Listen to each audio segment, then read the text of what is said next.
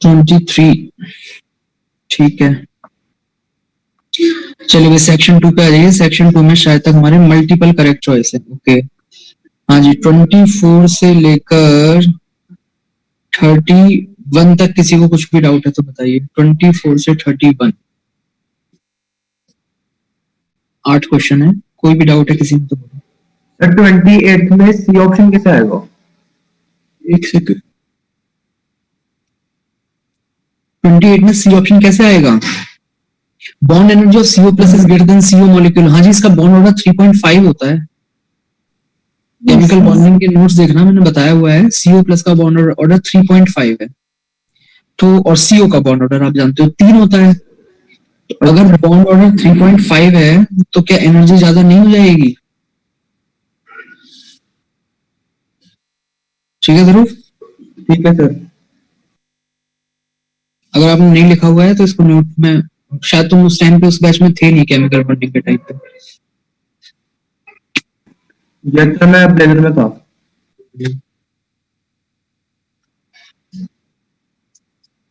हाँ जी, 30 तक, सॉरी 31 तक कोई भी डाउट है तो बताइए।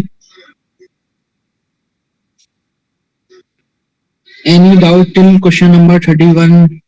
नहीं है, बढ़ जाओ आगे। ठीक है, सेक्शन 3 आता है हमारा इंटीजर टाइप। इंटीजर टाइप में 5 क्वेश्चन है हमारे पास में, 32 से 36। बताइए इसमें कोई भी डाउट हो तो। आप लोग थर्मो कह रहे थे, थर्मो का तो मुझे कोई क्वेश्चन ही नहीं मिल रहा है इसमें। इसमें थर्मो कहाँ है ही नहीं, कुछ पूछा ही नहीं थर्मो से तो। जीओसी ज्यादातर पूछा है थर्मो थोड़ा बहुत ना के बराबर ही है। मेंस में था सर, ज्यादा एडवांस में नहीं था। एडवांस में तो मुझे एक भी क्वेश्चन नहीं दिख रहा है थर्मो का। एक है ये क्वेश्चन नंबर 24, बस। बाकी तो इसके अलावा नहीं है कोई भी। एक थोड़ा सा आप ये कह सकते हो, क्वेश्चन नंबर 20, बस 2 क्वेश्चन है। चलो कोई नहीं। हाँ जी, इंटीजर टाइप में भी बता दीजिए। इंटीजर टाइप में 36 तक किसी को कोई भी डाउट हो तो। है नंदनी कोई डाउट 36 तक? नहीं है? ठीक है, फिर इसको एंड करते हैं। और मैंने कुछ होमवर्क दिया था आपको, निकाल लीजिए, डिस्कस करते हैं।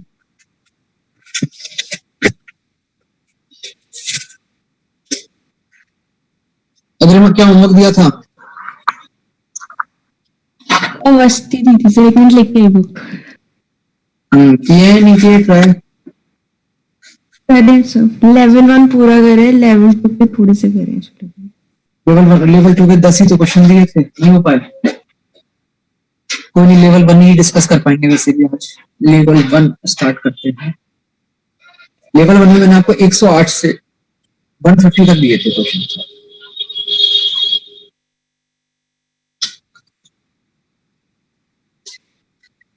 बुक निकाल लीजिए सब लोग और स्टार्ट करते हैं 110 तक। 108, 109, 110, इन 3 क्वेश्चन में किसी को कोई भी डाउट है तो बताओ।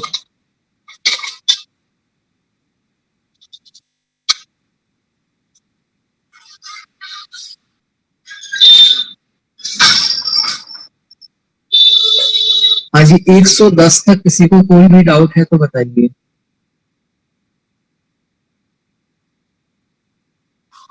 शिवम कहां तक किए हैं? फिर 150 तक। तो नहीं है इन तीन में कोई डाउट? 108, 109, 110 में? No sir. ठीक है, 115 तक बताइए भाई। 115 तक किसी को कोई भी डाउट हो तो। 111 देखिए क्या कर रहा है। 111 में the standard enthalpy of formation of gaseous H2 is this. ठीक है, एंथैल्पी ऑफ फॉर्मेशन। अच्छा, स्टैंडर्ड का मतलब तो मालूम है ना, वो सिंपल उसमें इस तरीके से नोट लिख देते हैं और इसमें जो प्रेशर चलता है हमारा वो 1 बार चलता है। टेम्परेचर अगर मेंशन है तो वो वाला टेम्परेचर रहेगा जो दिया हुआ हो रिएक्शन में, otherwise 25 degree centigrade.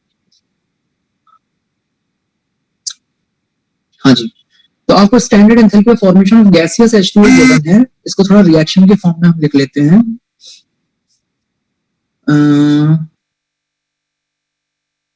H2 gas किस किस से बनेगा? H2 गैस से और O2 गैस से। कितना बनाना है? 1 मोल, तो यहां लगाएंगे हाफ। ठीक है। The standard enthalpy of formation of gaseous H2O is -241.82. Calculate delta H naught at 373 Kelvin. Given the following values of molar heat. एक सेकंड, हमें क्या बताना? Calculate delta H not. अच्छा, डेल्टा एच गिवन है, delta H ही निकालना है। Delta H not he given है, delta H not ही निकालना है। बस टेम्परेचर चेंज हुआ है, पहले 298 था, अभी 373 कर दिया है। ठीक है। Given the following values of molar heat capacity. अच्छा, at constant pressure. Okay, H2O का इतना है, ठीक है, H2 का ये है और A2 का ये है। ये तो बहुत सिंपल क्वेश्चन है भाई, बहुत सिंपल क्वेश्चन है। इधर देखो कैसे करोगे। अभी इसकी एंथैल्पी कितनी है? 25 डिग्री सेंटीग्रेड पे अभी इसकी H2 की एंथैल्पी, H2 की कितनी है? HH2 जीरो है, नहीं है? बोलो। Yes, sir. Yes. हाँ जी, एंथैल्पी ऑफ O2 कितना है अभी? 0। Yes sir. Enthalpy of H2O gas कितना है?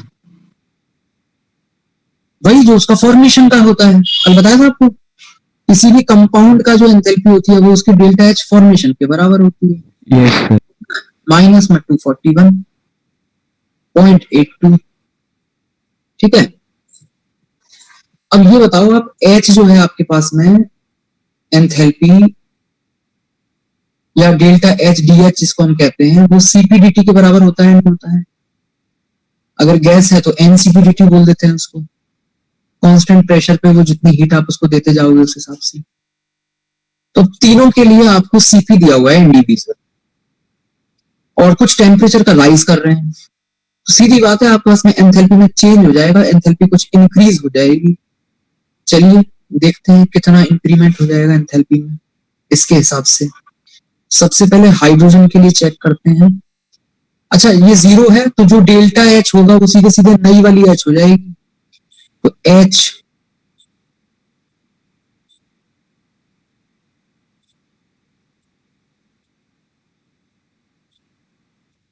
हाँ जी, हाइड्रोजन के लिए बताइए। पहले तो डेल्टा टी बता दो, यहाँ पे डेल्टा टी कितना चल रहा है? 298 से 373। हाँ जी, कितना है ये डेल्टा टी? 75. कितना है? 75. 75। हाइड्रोजन का Cp कितना दिया हुआ है आपको?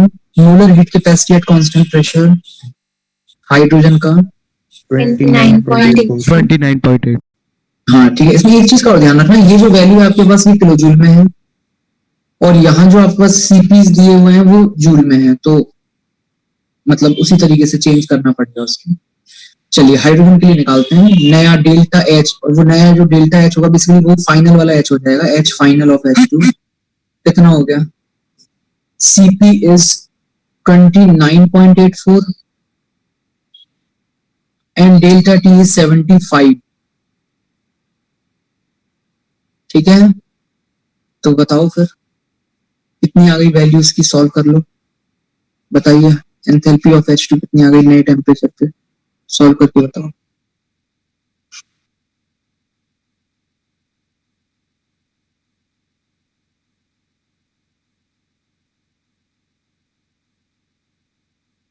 बोलिए। सर 14174. 14174। 174. इतना ज्यादा थोड़ी ना आएगा यार, यही आ रहा है। 2238.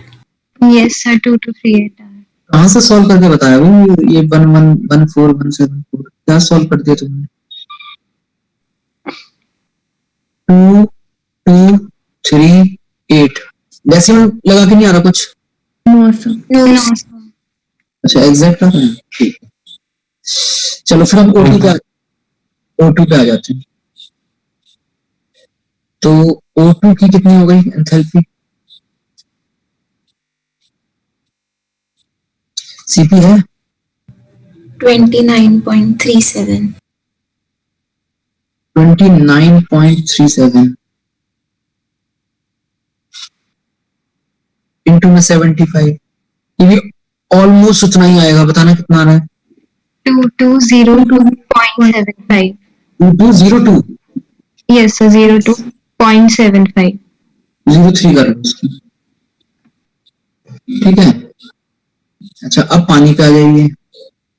हाँ जी, तो इसमें तो इंक्रीमेंट है, तो ये पहले से माइनस में है, पहले वो इंक्रीमेंट देख रहे थे, इंक्रीमेंट डेल्टा एच कितना है इसका? सीपी कितनी है? सीपी है 33.58, 33.58. तो डेल्टा टी कितना है? 75। हाँ जी बताना कितना आ रहा है ये? 2518.5. 18.5। 5. इसको ये जूल में है अभी, है ना, इसको किलो जूल में करो, तो किलो जूल में करोगे तो 2.5 रह जाएगा किलो जूल में। इतने का इंक्रीमेंट हुआ, पहले ही माइनस में 241 किलो जूल है, तो इसमें से इसको सब्ट्रैक्ट कर दीजिए, तो नई एंथैल्पी क्या आ गई पानी की?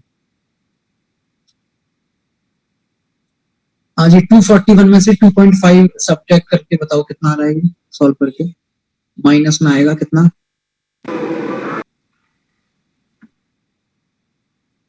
बोलो। 239.302. 239.30, 302. ठीक है। ऐसा करते हैं, इनको भी किलो जूल में ही कन्वर्ट कर लेते हैं, बेटर रहेगा, क्योंकि फाइनल आंसर हमें किलो जूल में ही बताना है। 2.238 और 2.203 रिएक्शन का एंथैल्पी चाहिए आपको, डेल्टा एच रिएक्शन क्या हो जाएगा? Enthalpy of product which is minus में 239.30 minus enthalpy of reactant which is 2.238 plus half half हो जाएगा, ये हाफ 1.101। थोड़ा सॉल्व करके बता दीजिए कितना आ रहा है? Minus 4.2017. 0.2 239 है और ये 2 और 1 चल रहे हैं, 4.2 कहां से हो गया? मैंने एक चीज मिस कर दी शायद. Minus 242.6. 42.548. 242.54। 548. हाँ जी ऑप्शन देखिए जरा, कोई मैच ए कर, ऑप्शन, A option. क्या आंसर दिया गया है? ए ही दिया हुआ। A. आगे सबको समझ में क्या चल रहा है यहाँ पर? Yes, sir. Yes, sir. कर सकते थे वैसे, ये वाला क्वेश्चन इतना टफ नहीं था। चलिए नेक्स्ट 115 तक बताइए, और कोई डाउट हो तो। सर वैसे हम ये कह सकते हैं हमेशा कि मतलब प्रेशर बढ़ाने पे बढ़ जाएगी, तो टेम्परेचर बढ़ाने पे हमेशा बढ़ जाएगी ये डेल्टा एच। हाँ कह सकते हो, क्योंकि सीपी ऑब्वियसली पॉजिटिव ही है। भाई टेम्परेचर बढ़ा रहे हो आप तो हीट दे रहे हो ना, और एच किसको रिप्रेजेंट करता है? हीट कंटेंट को, तो बढ़ेगा ही। बढ़ ही जाएगा सर वो तो। नेक्स्ट 115 तक और कोई डाउट? बढ़े आगे, चलिए 120 तक बताइए, 120 तक कोई डाउट हो तो।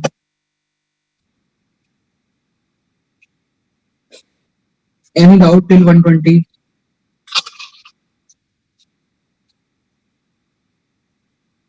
एक 120 तक किसी को कोई भी डाउट है तो बोलिए। नहीं है? ठीक है। 125 तक कोई भी डाउट है तो बताओ।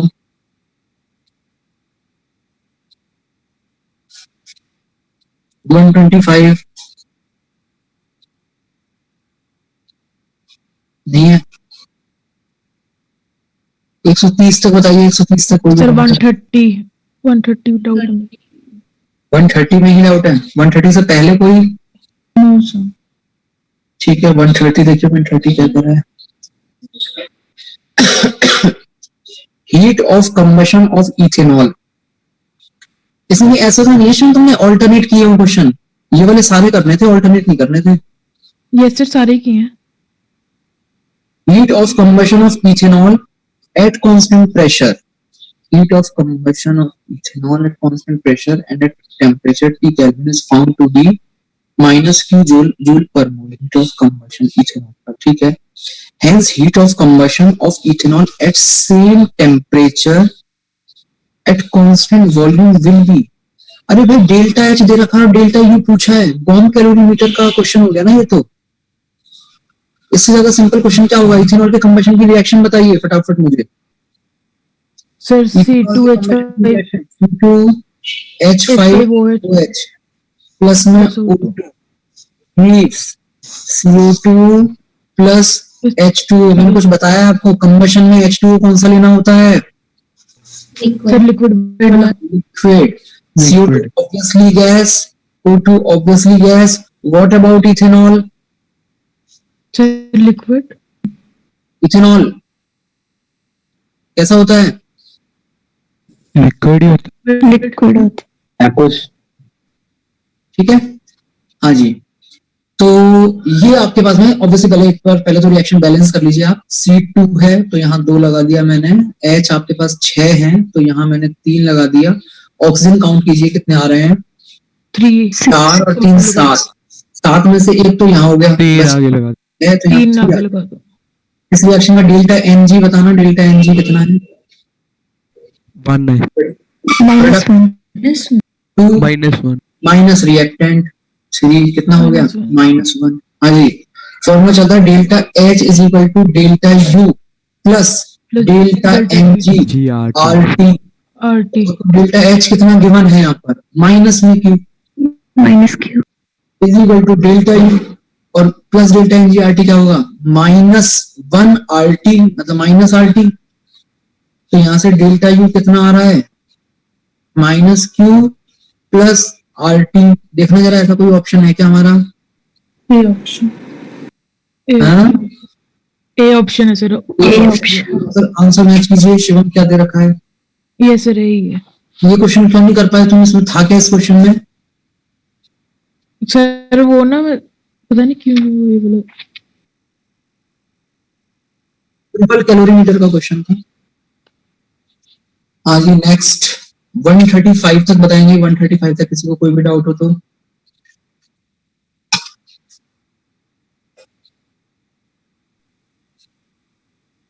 सर 134 अगर कोई भी डाउट 135 तक? सर 134 134 प्रियंका तुम सॉल्व नहीं करके लेके आए हो?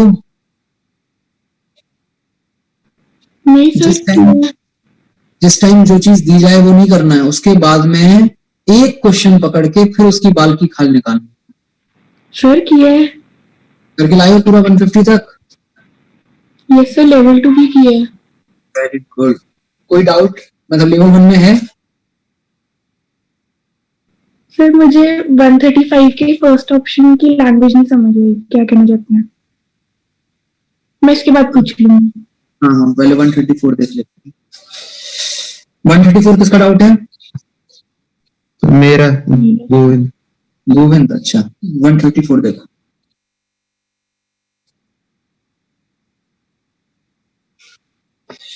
A coffee cup calorimeter initially contains पानी 125 ग्राम है।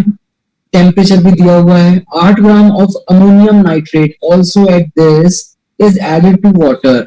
ठीक है, पानी में अमोनियम नाइट्रेट मिलाया जा रहा है। and the final temperature is this. Okay, what is heat of solution of ammonium nitrate in kilojoule per mole? Kilojoule पर मोल, ठीक है, अमोनियम नाइट्रेट का सॉल्यूशन बनाना है.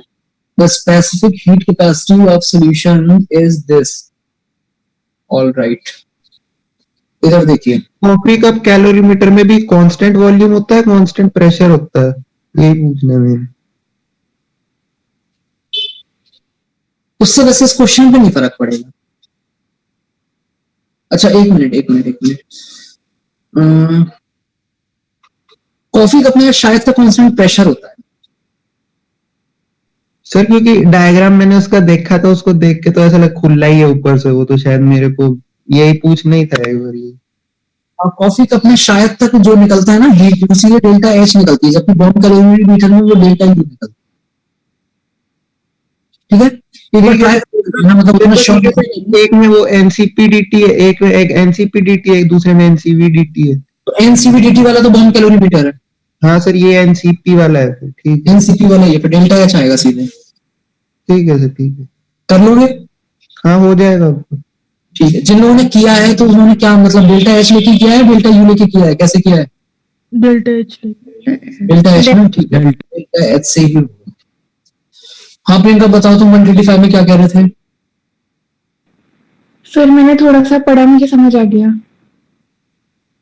वाओ. 140 तक बताइए, 140 तक किसी को कोई भी डाउट हो तो.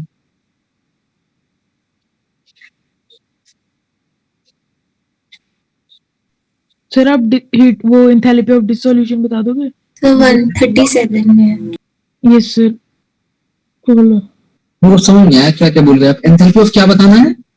डिसोल्यूशन सर 137th क्वेश्चन बता दो उसमें. रिजोल्यूशन तो मतलब वही हो गया सॉल्यूशन वाला. 137. Yes sir. चलो 137 देखो.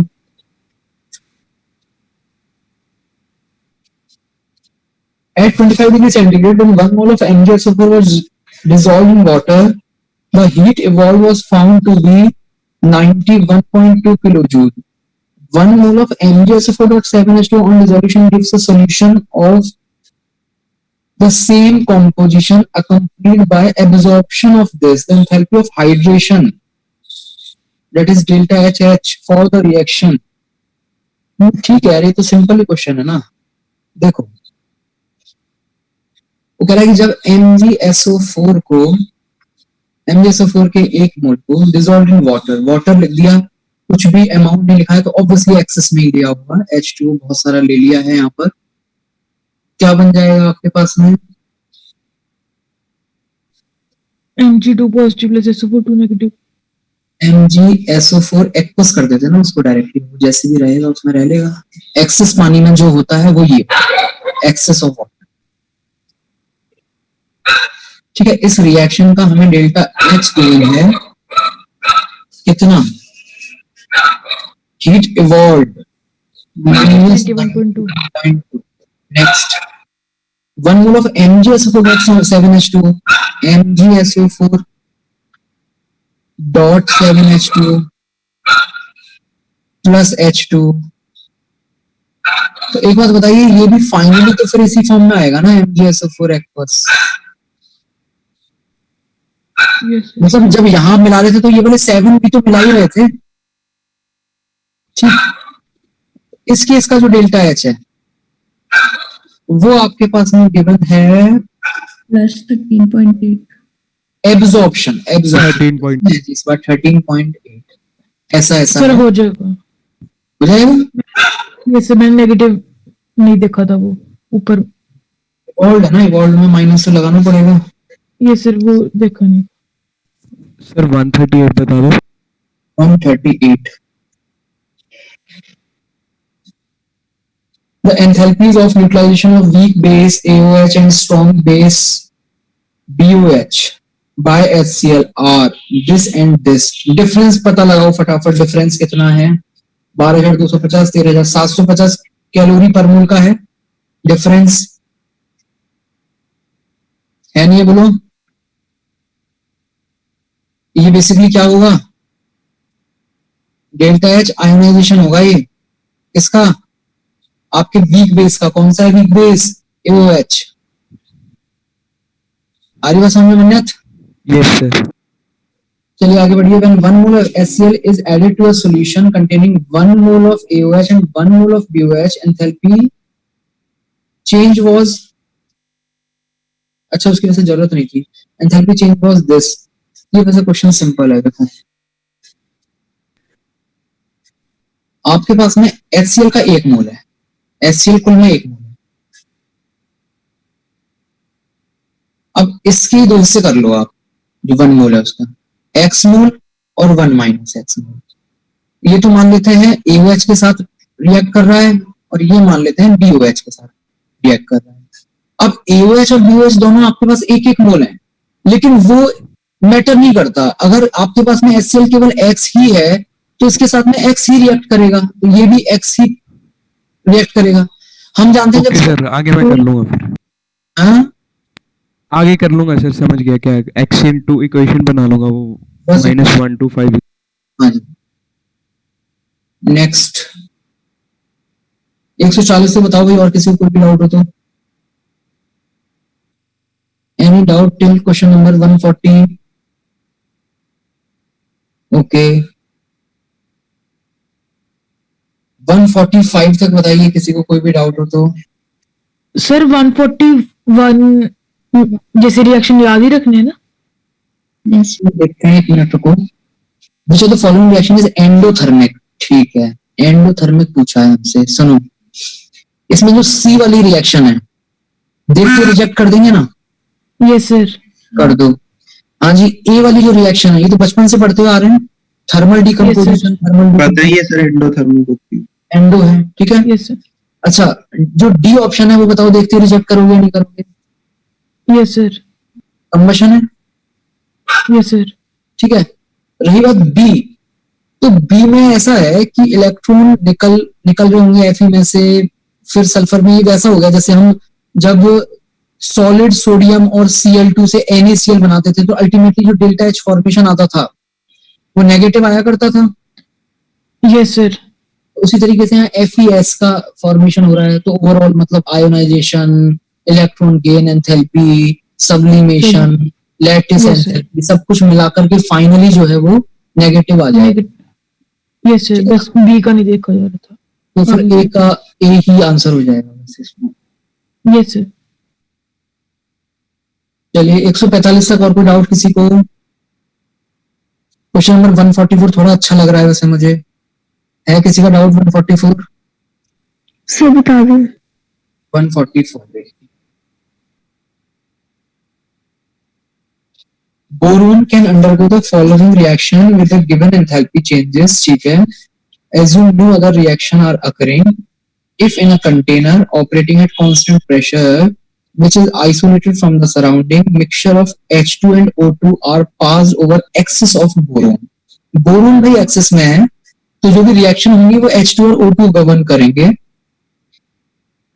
over excess of boron। Then calculate molar ratio of O2 and H2 so that temperature of the container do not change। बहुत बढ़िया। देखिए इनमें से एक रिएक्शन तो एंडोथर्मिक और एक रिएक्शन एक्सोथर्मिक है, और बाहर सराउंडिंग के साथ में किसी तरीके का कोई हीट का ट्रांसफर है नहीं, लिखा हुआ है this is isolated from the surrounding, और टेम्परेचर मेंटेन करना है। अगर मान लो उसमें सिर्फ और सिर्फ एक्सोथर्मिक रिएक्शन आप करवाओ तो ओवर द टाइम जो हीट निकलेगी वो सराउंडिंग में जा नहीं पाएगी, तो बताइए मिक्सचर का टेम्परेचर बढ़ जाएगा या नहीं बढ़ जाएगा? Yes, sir. अगर हम सिर्फ और सिर्फ उसमें एंडोथर्मिक रिएक्शन करवाएं, एंडोथर्मिक रिएक्शन को खुद को एग्जीक्यूट होने के लिए हीट चाहिए, वो वहीं से लेती जाएगी सिस्टम में से, सराउंडिंग से तो आएगी नहीं कुछ। तो बताइए हमारा सिस्टम ओवरऑल ठंडा हो जाएगा या नहीं हो जाएगा? Yes, sir. लेकिन वो यहाँ कह रहा है कि so that temperature of container do not change. इसका क्या मतलब हुआ कि जितनी हीट एक्सोथर्मिक से निकल रही है एग्जैक्टली उतनी ही हीट आपको यूज भी करनी है साइमल्टेनियसली। समझ रहे हो बात को? Yes, sir. अगर हम जिस स्टोइकियोमेट्री में आपको दोनों रिएक्शन दी गई है केवल उतना देखें, तो पहली रिएक्शन की स्टोइकियोमेट्री से ये पता चल रहा है कि अगर इतना मामला होता है, इतना बोरोन इतनी ऑब्जेक्ट के साथ रिएक्ट करता है, तो कितनी हीट निकलती है? निकल कितनी रही है? 1260. कितनी रिएक्शन निकली है उसके हिसाब से। अच्छा, दूसरी रिएक्शन में हमें पता चला कि अगर आप गिवन स्टोइकियोमेट्री के हिसाब से रिएक्शन करवाते हो तो उसमें कंज्यूम कितनी हो जाएगी? 30. ये बताओ इस 1260 को कंज्यूम कराने के लिए ये रिएक्शन हमें कितनी बार मतलब कितने टाइम्स करनी पड़ेगी? 30 इंटू क्या किया 40, 43, हाँ 42. 42। ठीक है, अगर Yes, sir. 42 टाइम्स करवाओगे आप तो O2 के कितने मोल यूज हुए भाई?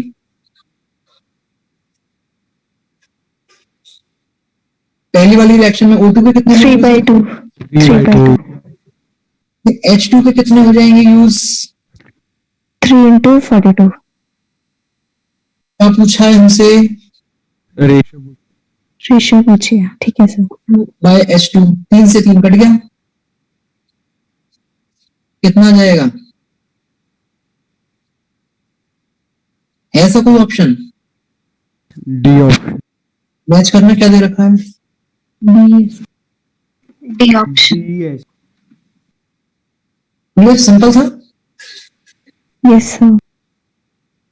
चलिए नेक्स्ट,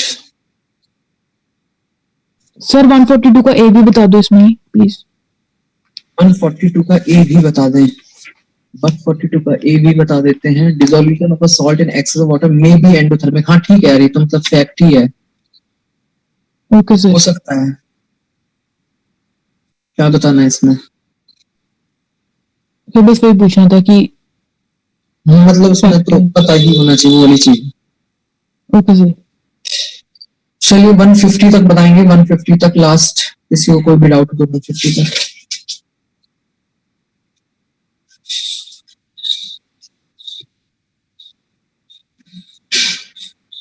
है 150 तक किसी को कोई भी डाउट?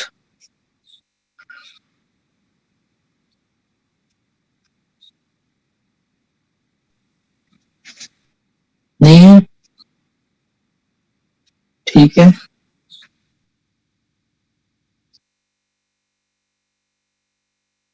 लेवल 2 सही से बताना, हैंडल्स करके कौन कौन करके लेके आया है, मतलब उस हिसाब से डिस्कस करूं, अदरवाइज ना करूं।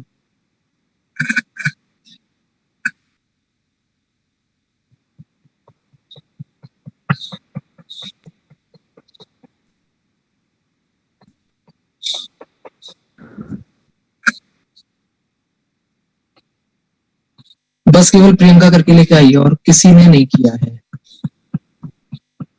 सर इस बार ही रह गए। शेम। फटाफट लेवल 2 का क्वेश्चन नंबर 31 ट्राई करो। अभी ट्राई करो 31। प्रियंका तब तक आपने जो किया है उसमें अगर आपको कोई भी डाउट है तो वो आप पूछना चाहो तो पूछ सकते हो।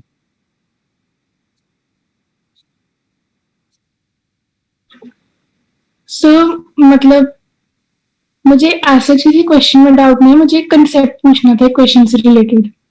नंबर बोलिए। सर क्वेश्चन नंबर 34 है। 34 है, बिल्कुल है। तो उसमें मैं ये कर सोच रही थी कि तीनों की एंथैल्पी ऑफ वेपराइजेशन अलग अलग होगी। एक मिनट रुको, मुझे पहले एक बार क्वेश्चन पढ़ने दीजिए। If enthalpy of hydrogenation of benzene liquid into C6H12 का मतलब होगा साइक्लोहेक्सेन लिक्विड। अच्छा, is this okay, and resonance energy of benzene liquid is this okay, then enthalpy of hydrogenation. हाँ ये ठीक है, सिंपल है। बोलिए क्या कर रहे हैं? सर अगर तीनों की एंथैल्पी ऑफ वेपराइजेशन अलग होती तो पहली वाली इक्वेशन V1 मतलब C6H6 की enthalpy of vaporisation minus X जो हमारी गैसियस स्टेट में होगी। मतलब वो जो फैक्टर आपके पास में, जो अगर आप डिफरेंट कर रहे हो तो जो फैक्टर का जो डिफरेंस आएगा उसको कंसीडर करना पड़ेगा, बस इतना ही। मतलब जो गैसियस स्टेट में हमारा निकलेगा, जो हीट हाँ, निकलेगी हाँ, उसकी जो निकलेगा, हाँ। फिर उसमें रेजोनेंस एनर्जी का मैग्नीट्यूड ऐड कर देंगे और उसको डिवाइड बाय 3 कर देंगे। आप ये कह रहे हो? और फिर वो दूसरे में उसकी दूसरे वाले रिएक्शन वेपराइजेशन और वो वाला डालना है। ठीक है सर। और कुछ? नहीं सर। ठीक है, बाकी लोग फटाफट क्वेश्चन नंबर 31 ट्राई कीजिए, जिस जिसका हो जाए। हैंड रेज कर देना। ज्यादा टफ नहीं है, आराम से करो, सोच सोच के हो जाएगा।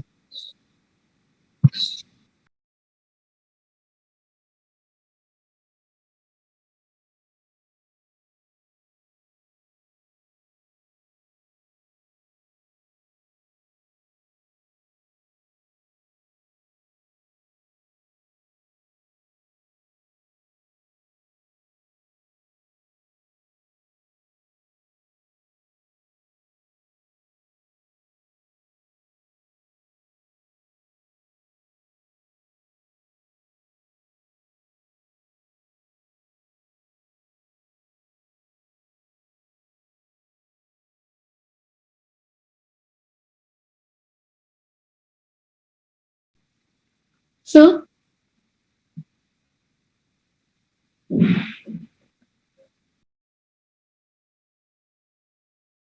हाँ जी बोलिए।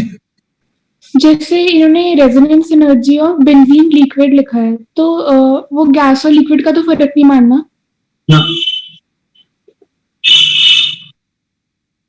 रेजोनेंस एनर्जी तो फिर दोनों के लिए सेम ही लेके चलनी पड़ेगी, या फिर वो उसको अलग से मेंशन कर देगा अगर उसको चेंज करवाना है तो। ठीक है sir.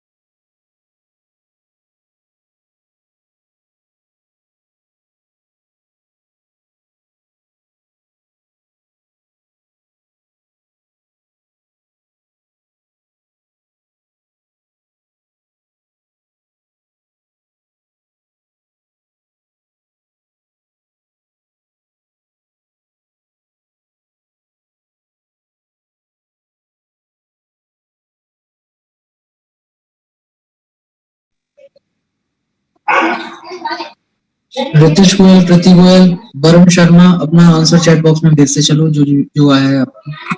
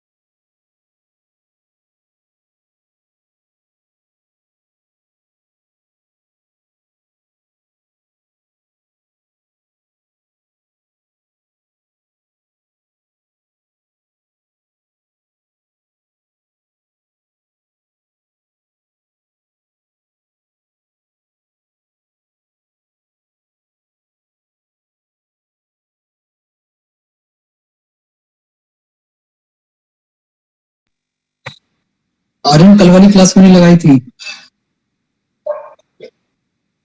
Aryan about yes sir. कल वाली क्लास में नहीं लगाई थी? सर कल स्कूल में फिजिक्स प्रैक्टिकल था।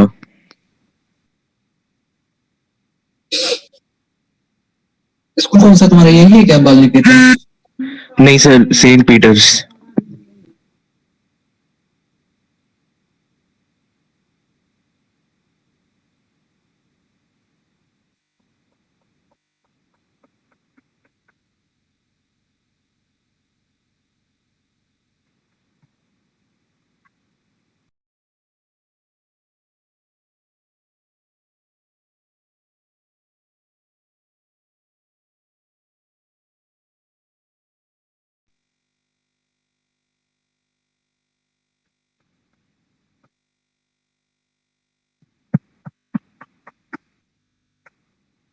गोविंद नहीं आ रहा?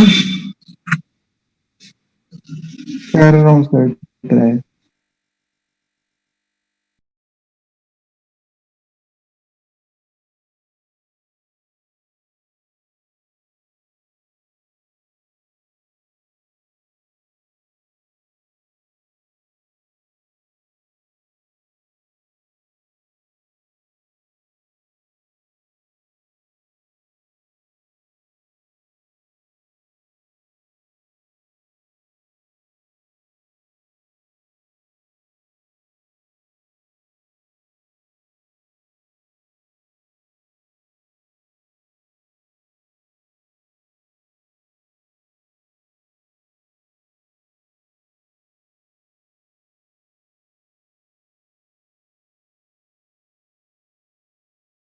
चलो सॉल्विंग करते हैं।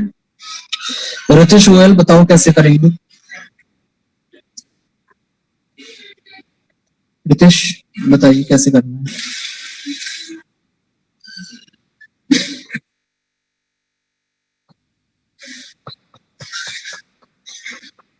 रितेश आवाज आ रही है? माइक ऑन करो, बताओ।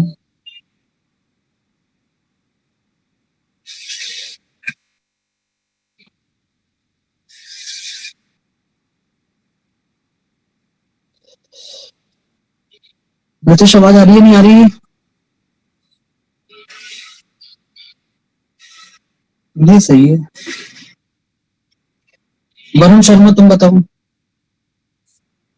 कैसे करेंगे।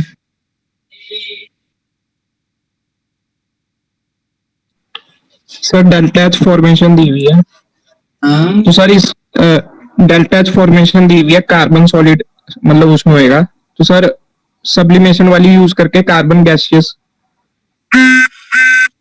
मतलब C2H6 वाला निकाल लेंगे।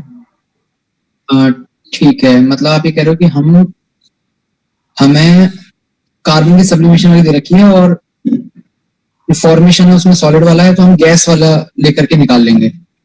सर यस सर, फिर उसके बाद बॉन्ड एनर्जी वाला कर देंगे।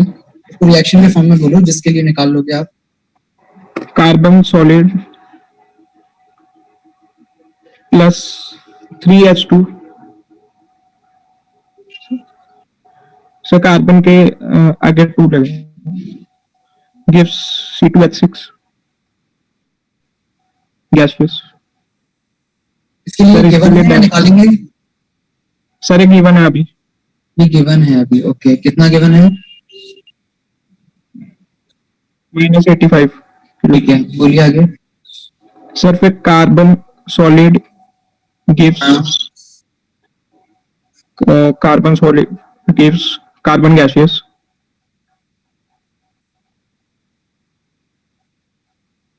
जी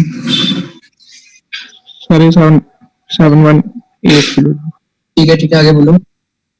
सर इसके बाद सर कार्बन गैसियस से निकाल लेंगे, मतलब बनाने।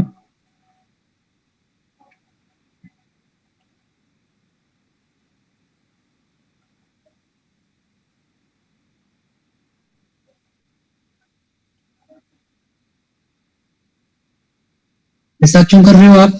इसको गैस में करना क्यों जरूरी है?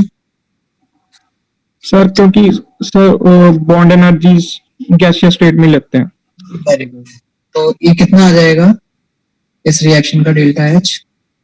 सर पहली 802 एसिटीज ऐड करनी पड़ेगी आपको सर रिवर्स कर देंगे।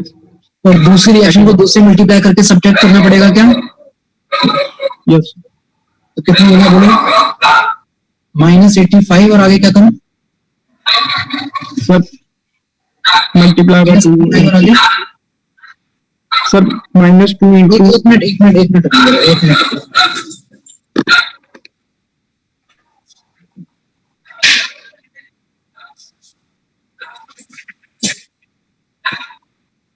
हाँ जी बोलिए। -85 और आगे क्या लिखूं? -2 इंटू 718। Very good. सॉल्व भी किया है क्या या फिर ऐसे ही रहने दें अभी? सर ऐसे ही रहने दिया, कट देगा बाद में। आगे बताइए, आगे बोलो। सर उसके बाद सर सर इस एनर्जी को bond energy of product minus bond energy बहुत बढ़िया, बहुत बढ़िया। रिएक्टेंट। ठीक है, तो मतलब आप ये कह रहे हो कि -85 -2 इंटू 718 को अब आपने बॉन्ड एनर्जी के टर्म्स में लिखा, और जब किसी रिएक्शन की एंथैल्पी को हम बॉन्ड एनर्जी के टर्म में लिखते हैं तो रिएक्टेंट माइनस प्रोडक्ट करते हैं, ऐसा ही ना? प्रोडक्ट माइनस नहीं, बॉन्ड एनर्जी में प्रोडक्ट माइनस रिएक्टेंट थोड़ा होता है। ओ सॉरी सर, तो फिर क्या लिखेंगे बोलो? 3 इंटू ये कार्बन में तो कुछ है ही नहीं, बॉन्ड है ना? यस 3 इंटू आगे बोलिए। 436 436, वेरी गुड। आगे माइनस -85 एक मिनट, माइनस माइनस 85, 85 कहाँ से आएगा? Bond energy. Carbon carbon. हाँ तो कार्बन कार्बन 85 कहाँ से है? वो तो निकालना है ना हमें। वो मानना सॉरी सर, मान प्लस एक्स मान लीजिए और कार्बन हाइड्रोजन को प्लस वाई मान लीजिए, ऐसा ही तो कुछ माना होगा। Yes sir. तो क्या लिखेंगे यहाँ पे बोलो? Sir minus x minus x, very good. और और 6y माइनस 6y। प्लस में माइनस 6। तो माइनस 6y। ठीक है, एक इक्वेशन आ जाएगी यहाँ से आपके पास में एक्स और वाई। बिल्कुल सही इक्वेशन बताई है वरुण ने। वरुण, आप सेकंड इक्वेशन भी कुछ बता सकते हो क्या directly? Sir second equation sir के ऐसे ही लिए, हो जाएगा उसमें भी आगे। हाँ, प्रोपेन के लिए जब हम करेंगे तो प्रोपेन के लिए ये डेल्टा एच एफ जो है आपके पास में, उसमें यहाँ पे 3 से मल्टीप्लाई करके तब ऐड करना पड़ेगा, है ना, क्योंकि 3 कार्बन चल रहे होंगे। तो ये इक्वेशन आपके पास में यहाँ जो माइनस 85 है उसकी जगह पे तो उसका डेल्टा एच एफ आ जाएगा। कितना है उसका डेल्टा एच एफ? -104। और ये आएगा 2 टाइम्स नहीं, 3 टाइम्स इंटू 718। ठीक है वरुण? फिर यहाँ बताओ ये 3 की जगह कितना आएगा? 3 इंटू 4, 36 जो तुमने लिखा है। 4 आ जाएगा। 4 इंटू 4, 36 आएगा। ठीक है, कार्बन कार्बन बॉन्ड कितने फॉर्म करने होंगे? सर 2 माइनस में आएगा 2x और कार्बन हाइड्रोजन बॉन्ड 8। माइनस में आएगा 8y। ये इक्वेशन बनेगी आपके पास में सेकंड। 2 इक्वेशन है और 2 ही वेरिएबल है एक्स और वाई, बड़ी आसानी से सॉल्व किए जा सकते हैं। हाँ, जब सॉल्व करोगे तो x की वैल्यू तो आएगी आपके पास में 345 और y की जो वैल्यू आएगी वो आएगी 414।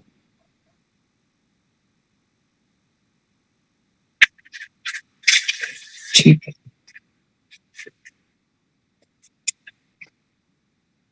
चलिए नेक्स्ट क्वेश्चन नंबर 34 ट्राई करना है इसके बाद सबको।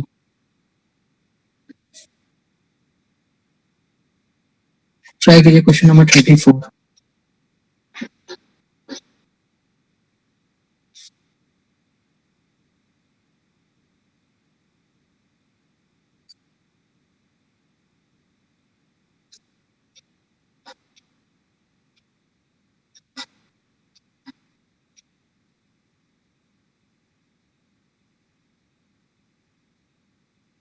हैंड डाउन कर लीजिए।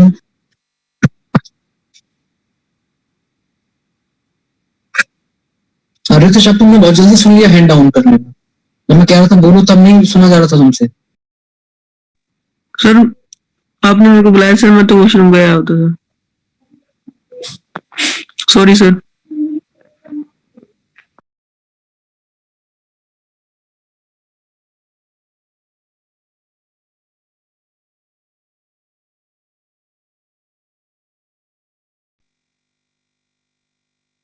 अब कोई वॉशरूम वॉशरूम नहीं जाना है, 34 सॉल्व करो फिर एक्सप्लेन करना है।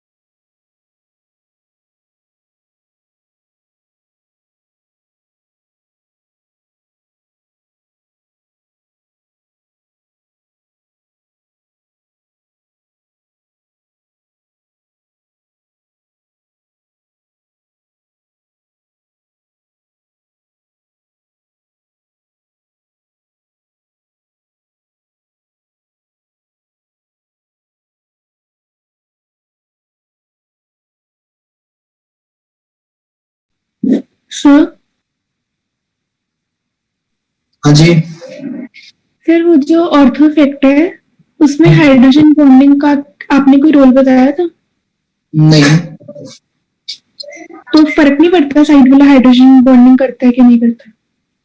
तो उसमें सिर्फ इतना होता है कि जब एनिलीन के केस में एनिलीनियम आयन बन जाता है H+ एक्सेप्ट करने के बाद, मतलब उस बेस का जो कॉन्जुगेट एसिड बन जाता है, और अगर वो वाटर में है, एक्वस में है, तो उसकी स्टेबिलिटी के लिए जो पानी के साथ हाइड्रोजन बॉन्डिंग होती थी उसमें डिफिकल्टी आने लग जाती है स्टेरिक हिंड्रेंस। अच्छा, इसलिए हम उसको कहते हैं steric inhibition due to protonation. और फिर हम कहते हैं कि ये कॉन्जुगेट एसिड जो है इसमें हाइड्रोजन बॉन्डिंग नहीं हो पा रही अच्छे से, इसका मतलब ये स्टेबल नहीं है, तो जो इसका बेस था एनिलीन जो थी वो एक अच्छा बेस नहीं। ठीक है सर।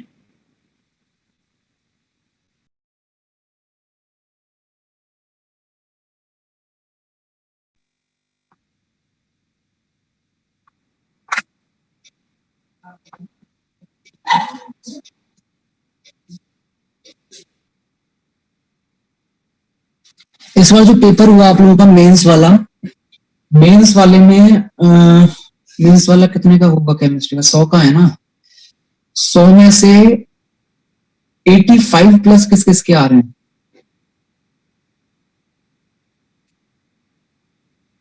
100 में से 85+ केमिस्ट्री में।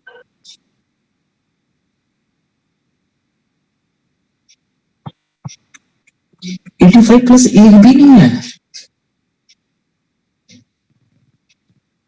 इतना टफ पेपर तो नहीं था। अग्रिमा कितने आ रहे हैं?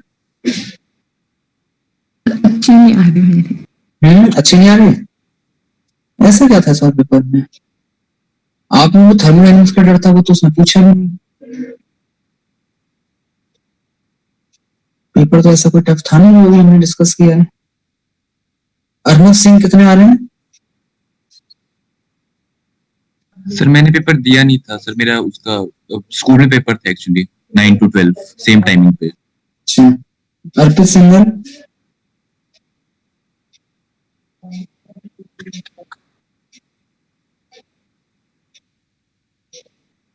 अर्पित सिंघल,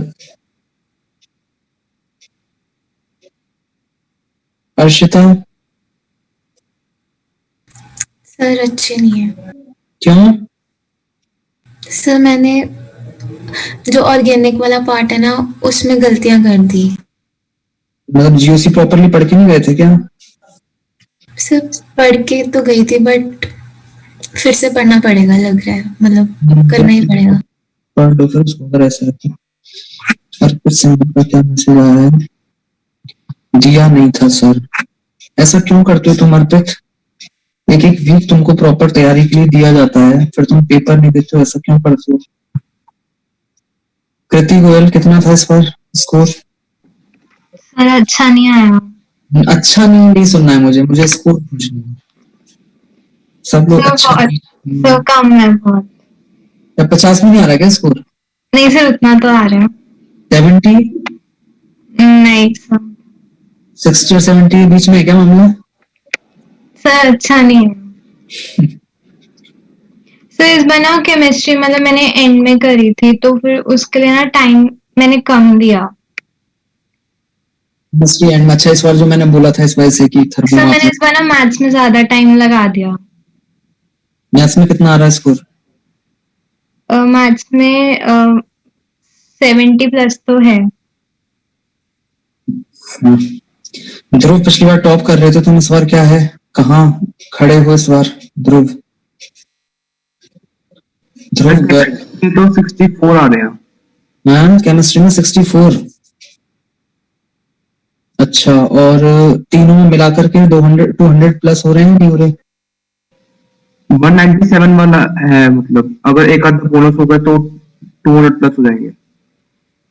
अच्छा, 200+ ओवरऑल पेपर में कितने लोग हैं इस बार? 200+। लक्ष्य, प्रगुण, अर्शिता एंड अगम। केमिस्ट्री में मतलब कम है आप लोगों के, वैसे आप 200 प्लस कर रहे हो स्कोर। प्रवीण केमिस्ट्री में कितना स्कोर किया? 77 sir. 77? Yes sir. Okay, what about Arshita? अच्छा तुमने अभी वैसे स्कोर तो बताया नहीं, ठीक है। लक्ष्य, लक्ष्य को तक केमिस्ट्री में कितना रहा? सर ठीक ही है सर, कम है, एक्सपेक्टेड से कम है। फिर भी सर 60 है, पूरे 60। अच्छा, अगम केमिस्ट्री में कितना है? सर 64 में। 64 कम है यार, मतलब इस वाले पेपर के हिसाब से कम है आपकी, मतलब सिंपल सा पेपर है, उसमें भी आप कहाँ 60-70 पे अटक रहे हो। मेंस वाले में ये हाल है, फिर तो तुम एडवांस में तो खत्म ही हो गए होगे सब लोग। नंदिनी कहाँ है? नंदिनी, मुझे ऐसा लगता था कि जब पूरा सिलेबस हो जाएगा उसके बाद नंदिनी का स्कोर जो है वो अलग अलग ही चमकेगा, बट ऐसा कुछ दिख नहीं रहा है मुझे। कितना आ रहा है टोटल स्कोर इस बार इस वाले पेपर में? कम है सर टोटल। फिर भी फिगर बताओ। सर 170 से 180 के बीच में। तो मतलब कहाँ कमी है? देखा होगा पेपर उसके बाद में, तो कहाँ कमी लग रही है? सर सिली मिस्टेक्स बहुत हो जाती हैं, मतलब बाद में एनालिसिस करो तो मतलब पता लगता है कि ये तो बहुत सिंपल था बट फिर भी गलत हो गया। इन सिली मिस्टेक्स पे अब तो देखो थोड़ा सा सीरियसली आपको अब वर्क करना पड़ेगा, मतलब ऐसे नहीं काम चल पाएगा। Yes sir. सर और जो क्वेश्चन पेपर में नहीं होता वो बाद में हो जाता है, बट फिर उसका कोई फायदा भी नहीं है, मतलब बाद वही चीज तो सोचनी है कि हम पेपर में क्यों नहीं कर पाए इस क्वेश्चन को, क्यों हम उस टाइम डर गए थे, क्यों हम उस टाइम अटेम्प्ट नहीं कर पाए इस क्वेश्चन को, वही सब चीजें तो होता ही नहीं है पेपर में, बाद में करो तो सब हो जाता है। पेपर में फिर इतना क्यों तुम टेंशन में आ जाते हो भाई? ज्यादा प्रेशर ले लेते हो, या तो फिर आप वो सेम चीज जब आप बाद में कर पा रहे हो, आसानी से कर पा रहे हो, तो पेपर टाइम पे क्यों नहीं कर पा रहे हो उस चीज को? इतना ज्यादा प्रेशर लेने की जरूरत नहीं। सुबह के टाइम पे नींद बहुत आ रही होती यार। अब वो जब तुम लोगों को मालूम है कि मॉर्निंग में 7 से ही है हमारा पेपर, तो ठीक है ना, फिर रूटीन आप उस हिसाब से सेट करो आप लोग अपना। मेन तरह तो 9 बजे था। अच्छा, अब 7 से हट के 9 कर दिया है, तब भी नींद आ रही है? नहीं सर, अच्छा अच्छा।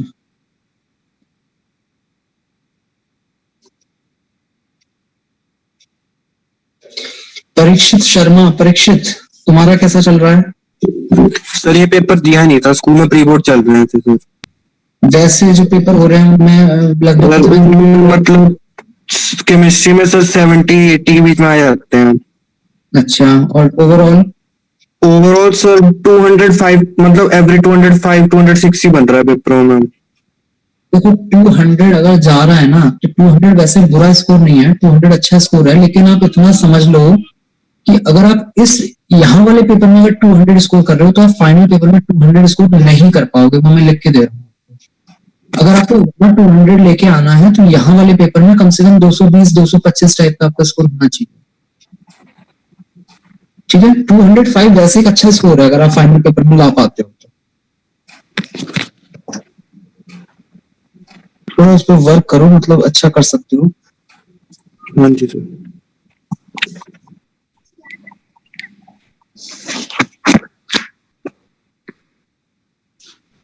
वरुण तुम्हारा कैसा चल रहा है? वरुण शर्मा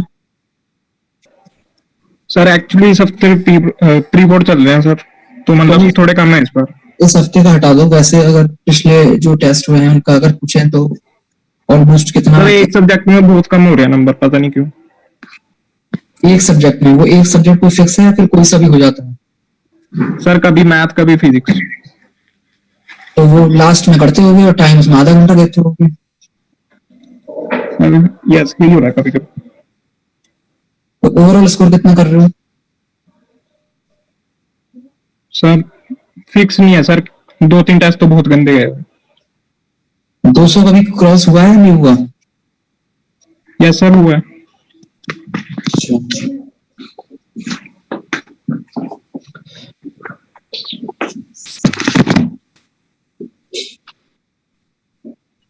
जी, क्वेश्चन नंबर 34 पे आ जाते हैं। क्वेश्चन नंबर 34 कौन बताएगा? रितेश बताएगा। रितेश हो गया क्या क्वेश्चन नंबर 34? नहीं सर। 34 तो यार इजी है, बल्कि जो तुमने पहले किया था उससे। बस केवल शिवम का हुआ है 34 और किसी का भी नहीं हुआ 34?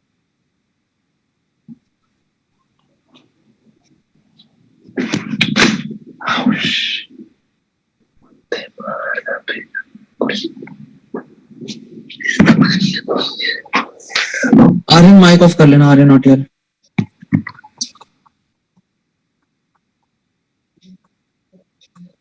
चलो क्वेश्चन नंबर 34 देखते हैं।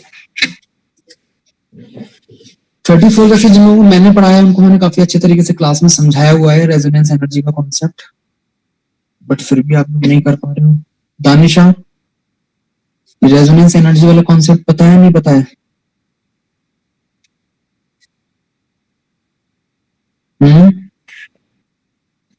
चलो इधर देखो ध्यान से।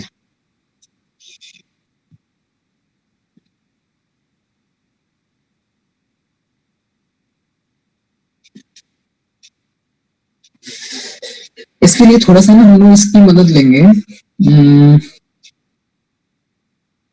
एक अगर आपको याद हो तो जैसे इथीन है ना, इथीन की रिएक्शन हमने H2 के साथ करवाई और इथेन बन गया।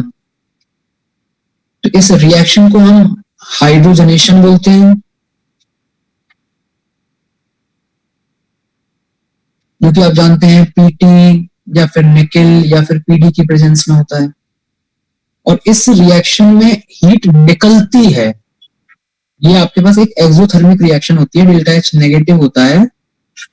एक्सोथर्मिक रिएक्शन में हीट निकलती है और उस निकलने वाली हीट को हम लोग हीट ऑफ हाइड्रोजनेशन,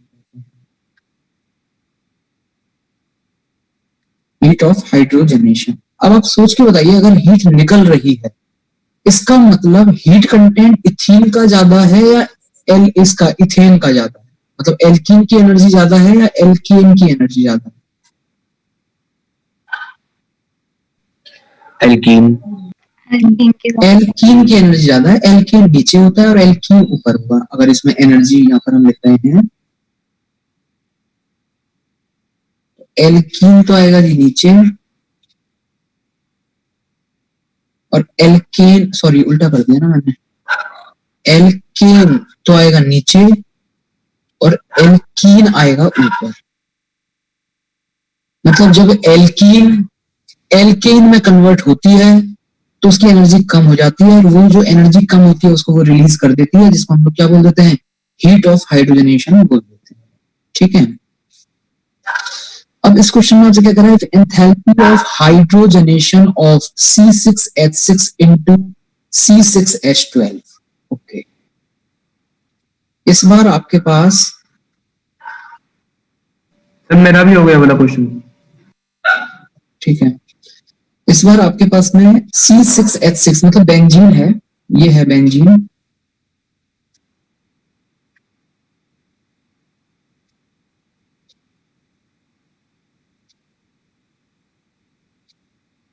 और जब इसका हाइड्रोजनेशन मतलब इसमें 1 मोल 2 मोल और 3 मोल H2 का एडिशन जब आप करवा रहे हो तो ऑब्वियसली किसमें कन्वर्ट हो जाएगा? साइक्लोहेक्सेन में। तो एल्कीन से एल्केन बन रहा है। एक सेकंड, ये डबल बॉन्ड नहीं है यहाँ पे, ये नीचे वाले का एरो था, रुको उसको सही कर देते हैं।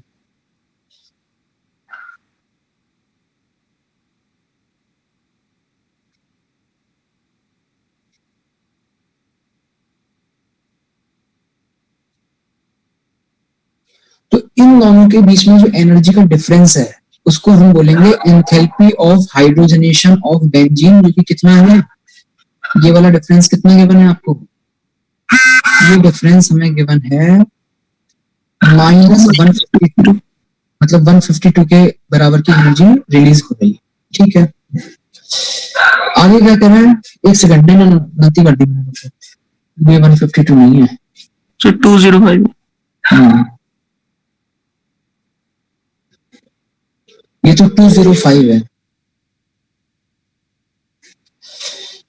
And resonance energy of benzene is this -152।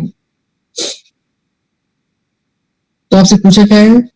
Then enthalpy of hydrogenation of this cyclohexene की क्या होगी, समझिए इसको आप प्रॉपरली।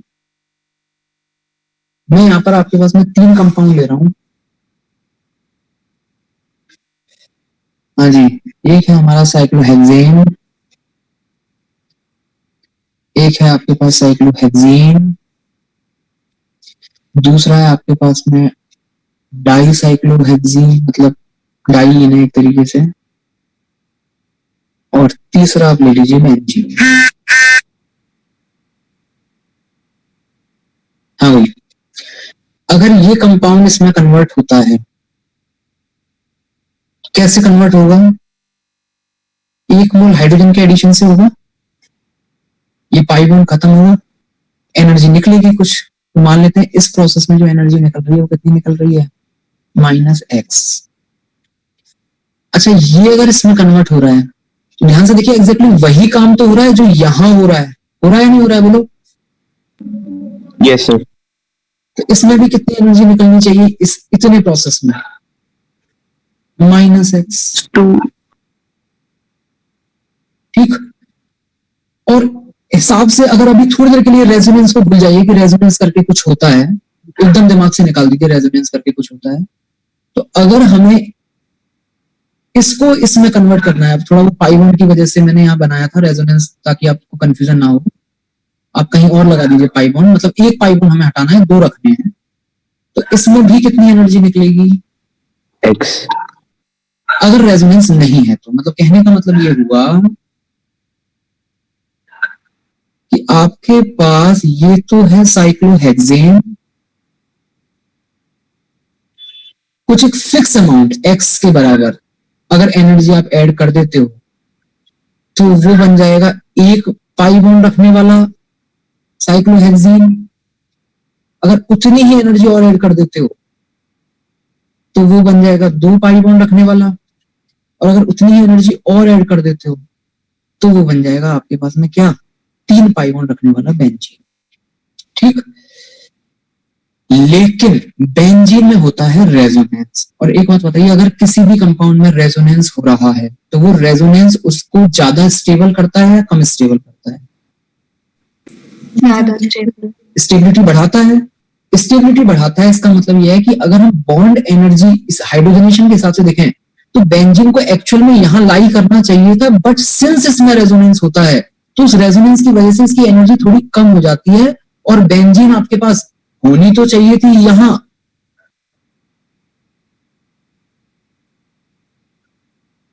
बेंजीन जो है, एक मिनट, बेंजीन होनी तो चाहिए थी यहां पर, लेकिन एक्चुअल में यहां नहीं होती। एक्चुअल में जो बेंजीन होती है वो यहां नीचे होती है। और ये जो डिफरेंस है ना आपके पास में, दिस डिफरेंस, इसी डिफरेंस को हम क्या बोलेंगे, रेजोनेंस एनर्जी। अब बहुत आसानी से आपको समझ में आ जाएगा, इधर देखिए, वो कह रहा है कि enthalpy of hydrogenation of benzene into cyclohexane, तो कौन सी एनर्जी आपको दी गई है, ये डैश वाली लाइन से लेके यहां तक या फिर ये सॉलिड लाइन से लेके यहां तक, कौन सी एनर्जी गिवन है आपको?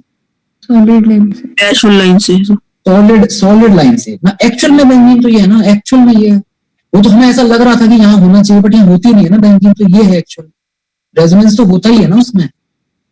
तो सॉलिड लाइन से लेके यहां तक की जो एनर्जी है, ये डिफरेंस आपको गिवन है कितना, 205। ठीक है, और बेंजीन की जो रेजोनेंस एनर्जी है वो है 152, मतलब ये इतना सा जो पोर्शन है वो आपके पास 152 है। इसका मतलब जो हाइपोथेटिकल बेंजीन है, मतलब उसमें अगर रेजोनेंस नहीं होता तो उसकी एनर्जी इस साइक्लोहेक्सेन से कितनी ज्यादा होती?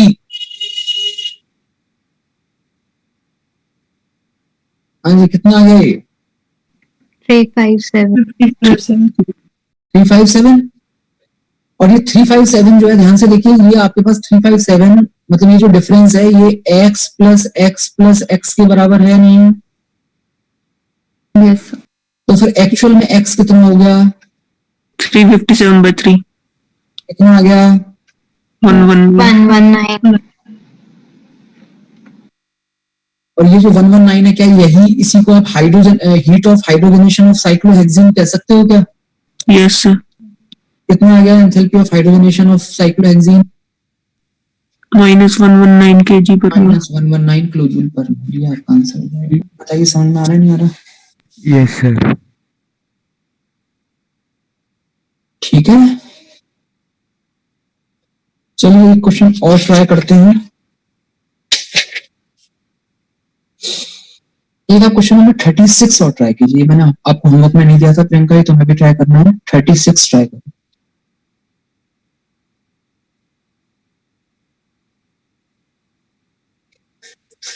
ट्राई क्वेश्चन नंबर 36, देखते हैं कौन कर पाता है।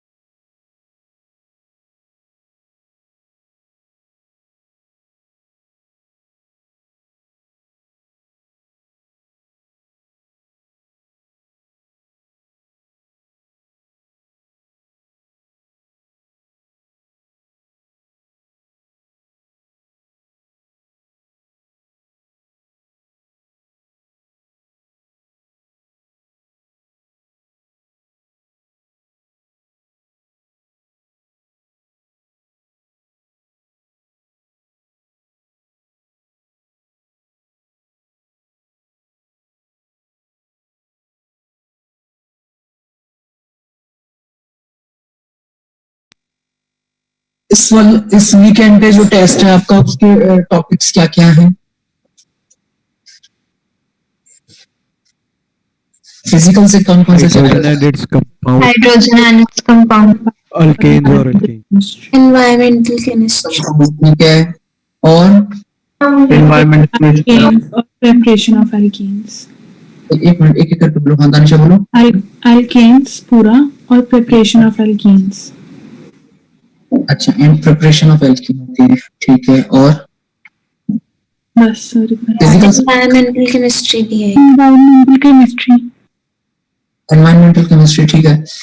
तो इस ये वाला चैप्टर तो आपने प्रॉपरली, ये बताइए कॉपी में लिखा हुआ है नहीं लिखा हुआ है एनसीईआरटी से? Yes. Hydrogen and its compound अगर नहीं लिखा हुआ है, कुछ बच्चों ने नहीं लिखा हुआ होगा अभी, है ना, तो आपके पास टाइम है, इसको आप कॉपी में लिख लीजिए, हाइड्रोजन एंड इट्स कंपाउंड को। Alkene and preparation of alkene जो है वो जितना आपको पढ़ाया हुआ है, जो आप बार बार 3-4 बार आपने रिवीजन कर लिया होगा ऑर्गेनिक केमिस्ट्री का, उसमें एल्कीन वाला जो पोर्शन है वो आप कर लीजिए, ठीक है। और इसमें एक काम करना है, प्रिपरेशन ऑफ एल्कीन है, बेटर होगा पूरा एल्कीन ही पढ़ लें, क्योंकि उसमें हो सकता है एक आध क्वेश्चन थोड़ा सा इधर उधर से भी आ जाता है, कई बार इतना दिमाग में नहीं रहता पेपर सेट करते टाइम कि केवल प्रिपरेशन तक ही देना है, तो पूरा ही पढ़ लेना इसको, एल्केन एंड एल्कीन को। और एनवायरमेंटल केमिस्ट्री जो है वो थोड़ा सा देखो, केवल एनसीईआरटी बेस्ड करना है, और एनसीईआरटी में भी उसमें क्या ना बहुत चीजें हैं, तो इतनी चीजें आप याद रख नहीं पाओगे, तो एक बार पढ़ना तो जरूरी है। तो ये प्रॉपर टाइम है, आप अभी इस वाले वीक में आप एनवायरमेंटल केमिस्ट्री वाला जो चैप्टर एनसीईआरटी में है, मुझे तो ये भी याद नहीं 11th में है 12th में है, कब है 11th में 12th में? 11th में है, हाँ। तो आप उसको एक बार पढ़ लीजिए, क्योंकि इसमें ऐसा भी नहीं कि इससे आपको कुछ 12th में फायदा होने वाला है बोर्ड में, तो केवल हमें कंपटीशन के हिसाब से पढ़ना है इसको। तो आप एक बार रीडिंग जरूर लगा लीजिए, और उसमें जो जो लगे आपको कि हाँ ये चीजें याद रखी जा सकती हैं, और उसके अलावा प्रीवियस ईयर में इससे किस टाइप के क्वेश्चंस पूछे गए हैं वो भी आप साथ में ही देख लेंगे, क्योंकि अदरवाइज आपको तो एकदम थ्योरेटिकल चैप्टर लगेगा, आपको यही नहीं समझ में आएगा कि इसमें से पूछेगा क्या हुआ हमसे। तो बेटर ये होगा कि एक बार आप पहले पूरा चैप्टर पढ़ें, उसके बाद में आप देखें कि प्रीवियस ईयर में किस टाइप के क्वेश्चंस पूछे गए। तो थोड़ा उस चीज पे ध्यान रखते हुए आप अपने कुछ नोट्स बनाएं, ताकि बाद में आपको दोबारा एनसीईआरटी पढ़ने की जरूरत ना पड़े, आपके पास इसके हैंड रिटन नोट्स हो, वहां से आप पढ़ के और काम चला सको, ठीक है। अभी टाइम है तो पढ़ा जा सकता है एनवायरमेंटल केमिस्ट्री, कोई दिक्कत नहीं है, आप 1-2 दिन में पढ़ लीजिए इसको थोड़ा थोड़ा टाइम लेकर के। इसमें ना मेटल्स की कॉन्सेंट्रेशन की वैल्यू दी हुई है वाटर में, या कब वो ड्रिंकिंग मतलब पीने लायक नहीं रहेगा, वैसा कुछ ना, पॉल्यूटेड कब हो जाएगा। नहीं, जैसे आयरन, मैंगनीज, एल्यूमिनियम, सबकी कॉन्सेंट्रेशन दी हुई है ड्रिंकिंग वाटर में। तो ये बात तो नहीं याद रखनी। उसने, मैं आपको बात बताऊं, उसने एक बार ये पूछा था कि फ्लोराइड की किस कंसंट्रेशन से ज्यादा होने पर पानी पीने लायक नहीं रहता। ये पूछा गया क्वेश्चन कंपटीशन में, शायद एडवांस में पूछा गया क्वेश्चन। तो मैं ऐसा कोई, इसीलिए मैं कह रहा हूँ आपसे कि आप बेटर ये होगा कि आप एक बार ये देख लें कि किस टाइप के क्वेश्चन पूछे, फिर आप डिसाइड करें कि क्या चीजें तो आपको याद रखनी है और क्या नहीं। ठीक है? यस। फ्लोराइड को लेके पूछा गया था, आपसे 2-3 साल पहले पूछा था।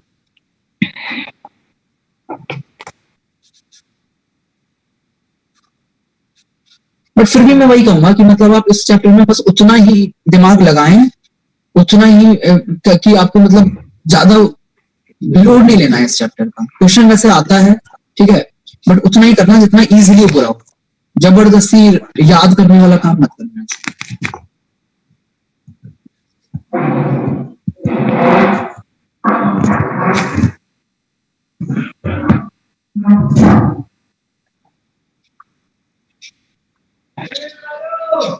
संजीत माइक ऑफ कर लेना।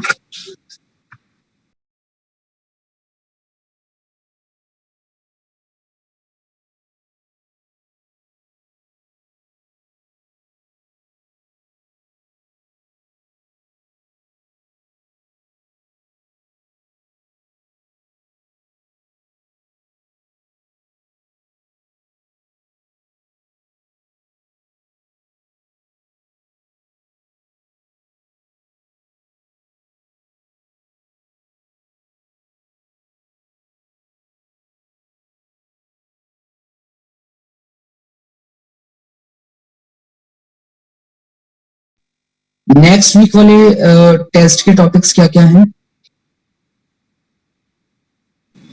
सॉलिड स्टेट अच्छा, ठीक है, और बताइए। और एल्काइंस और एल्कीन्स, मतलब एल्कीन्स का वो रिएक्शन। ठीक ठीक, एल्कीन्स एंड एल्काइंस, ओके। और कुछ है क्या? No sir. अच्छा, ये वाला भी पूरा पोर्शन बड़ी आराम से आप कर लोगे। मतलब सॉलिड स्टेट तो रिसेंटली पढ़ा है, बस अवस्थी से ही एक बार थोड़ा सा देख लेना। अवस्थी इसकी हमने डिस्कस कर ली है कि सॉलिड स्टेट की। Yes yes. हाँ, तो आप लोग बस अगर रिवाइज करना है तो ऑल्टरनेट वाले क्वेश्चन या फिर जो आपसे नहीं हुए थे वो वाले क्वेश्चन बस ट्राई कर लेना सॉलिड स्टेट से।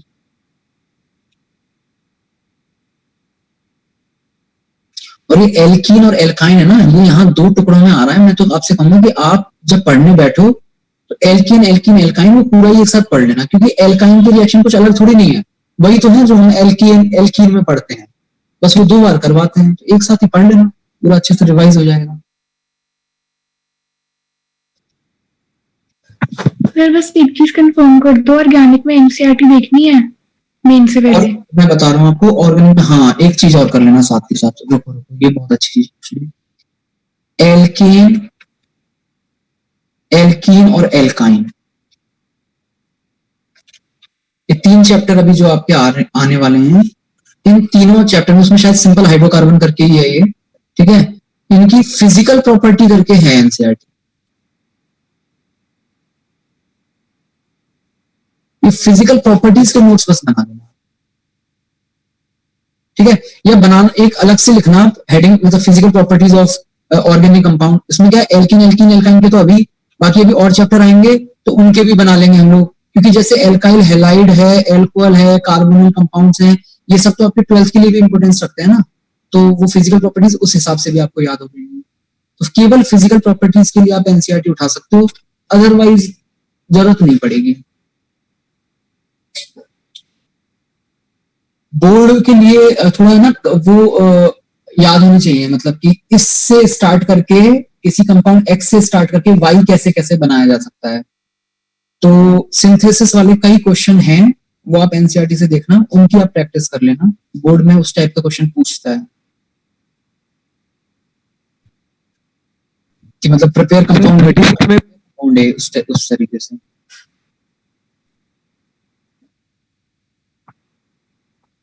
क्या कह रहे थे सर? 36 में प्रोसेस कौन सी कंसीडर करनी है? फिर से बोलो, क्या कह रहे हो, कौन से क्वेश्चन में? 36 जो अभी आपने दिया नरेंद्र अवस्थी का, वो उसमें कौन सी प्रोसेस कंसीडर करनी है? कौन सी प्रोसेस कंसिडर करनी है यार? प्रोसेस का तो उसमें सिर्फ साइक्लिक प्रोसेस लिखा हुआ है, बाकी तो फिर जिस हिसाब से वो चल रहा है वो देखना है आपको। पूरा एरो के साथ ग्राफिकली है, तो कोई एक सिंगल प्रोसेस तो होगा नहीं। वो ए से बी कुछ और होगा, बी से सी कुछ और होगा। ठीक है, ओके सर।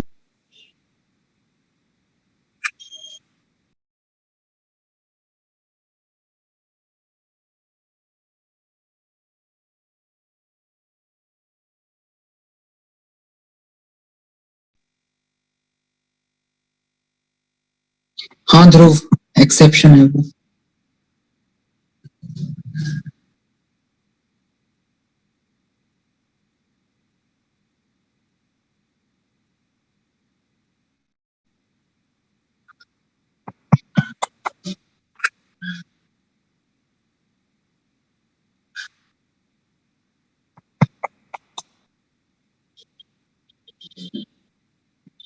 सर स्कूल में पेपर था, इस कारण 50 मिनट लेट स्टार्ट करा, इस कारण केमिस्ट्री में 9 ही क्वेश्चन अटेम्प्ट कर पाया एंड उसमें 7 करेक्ट हैं। इतने सारे कारण तो तुमने लगा दिए रितेश, अब मैं क्या ही बोलूं इसमें।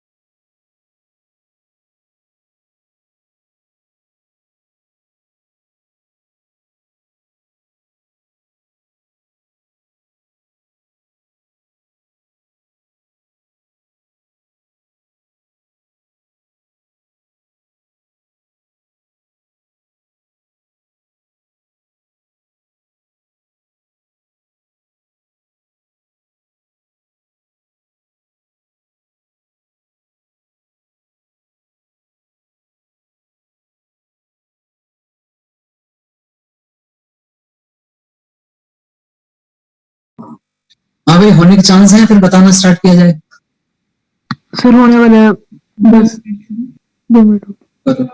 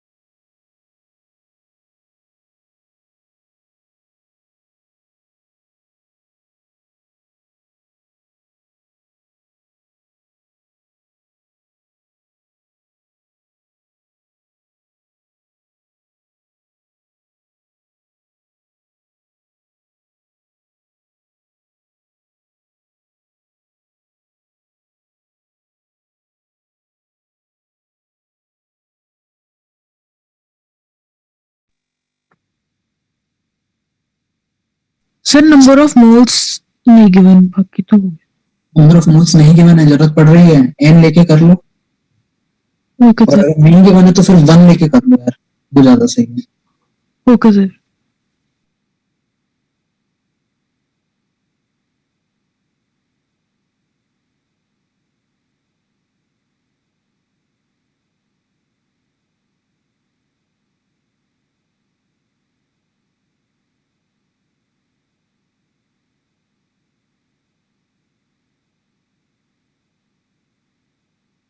ये ऑर्गेनिक वाली कॉपी में ही फिजिकल प्रॉपर्टीज करके लास्ट में जो आपकी कॉपी में कुछ स्पेस बचा हुआ होगा वहीं पे फिजिकल प्रॉपर्टी भी साथ में ही नोट्स में ही बना देना।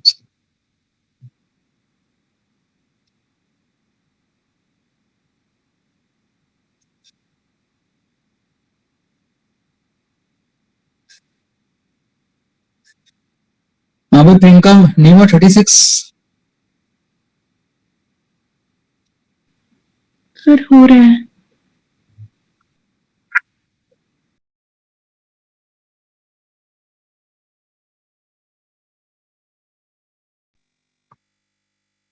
रितेश गोयल का हो गया है।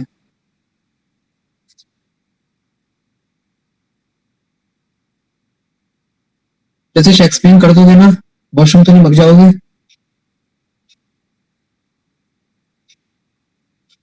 सर ट्राई कर लूंगा सर। मतलब आंसर मैच कर रहा है ना आपका? Yes sir. ठीक है, एक 2 मिनट और रुको, अगर किसी का और का हो रहा है तो नहीं तो फिर स्टार्ट करते हैं।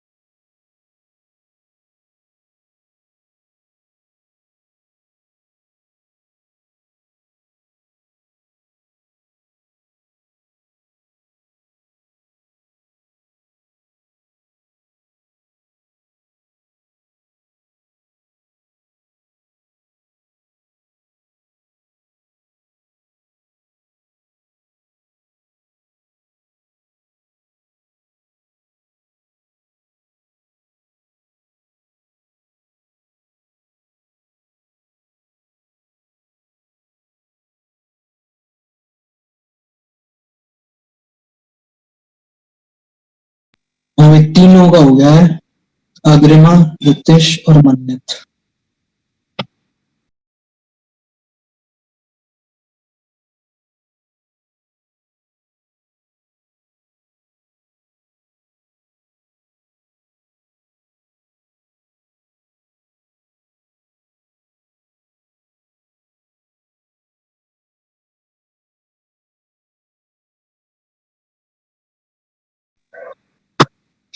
अग्रिमा करो एक्सप्लेन। हमने इसमें जैसे मैंने वो पूछी ना एफिशिएंसी, तो हमें वो डन और हीट सप्लाई दोनों अलग अलग से सब प्रोसेसेस के लिए निकालने पड़ेंगे। तो ठीक है, अगर हम एबी पे क्या आपने इसमें ये जो वीटी ग्राफ है इसको पीवी में कन्वर्ट किया या फिर इसी से ही निकाल लिया, मतलब क्या करना है? इसी से निकाली, मतलब ऐसे सोच रही थी कि एबी पार्ट में क्या क्या जीरो रहेगा, तो मतलब कन्वर्ट नहीं किया मैंने। मतलब पीवी में ऐसे कन्वर्ट करने की ऐसे कोई जरूरत नहीं है ना? यस सर, मैंने भी ऐसे ही किया है। यस सर मैंने भी ऐसे ही कर दिया। ठीक है, कोई नहीं, ऐसे ही कर लेते हैं।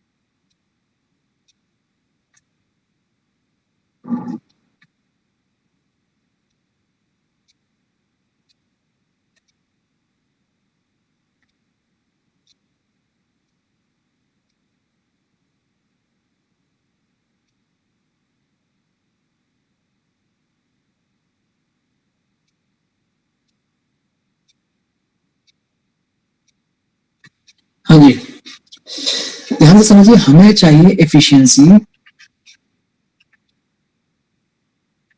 तो एफिशिएंसी का क्या है, वैसे केमिस्ट्री में थोड़ा सा कंफ्यूज पड़ता है, बट फिजिक्स में आपको रेफ्रिजरेटर की एफिशिएंसी, कार्नोट इंजन की एफिशिएंसी, ये सब बताया गया होगा।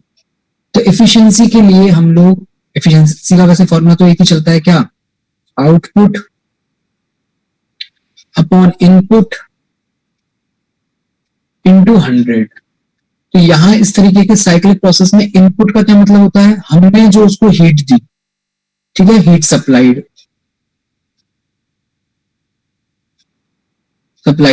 आउटपुट का क्या मतलब होता है, उसने जो वर्क किया, वर्क डन, इनटू में 100। ऐसा ही अग्रिमा, यही लगाना है।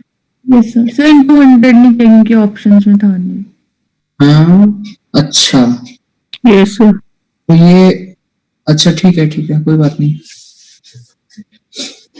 फ्रैक्शन के फॉर्म में ही पूछना चाह रहा हूँ, ठीक है। तो अब इसमें देखिए क्या है, आपको हर एक स्टेप के लिए हीट और वर्क की बात करनी पड़ेगी। तो कैसे बात करें, स्टार्टिंग करते हैं सबसे पहले ए बी वाले प्रोसेस के लिए, फॉर ए बी।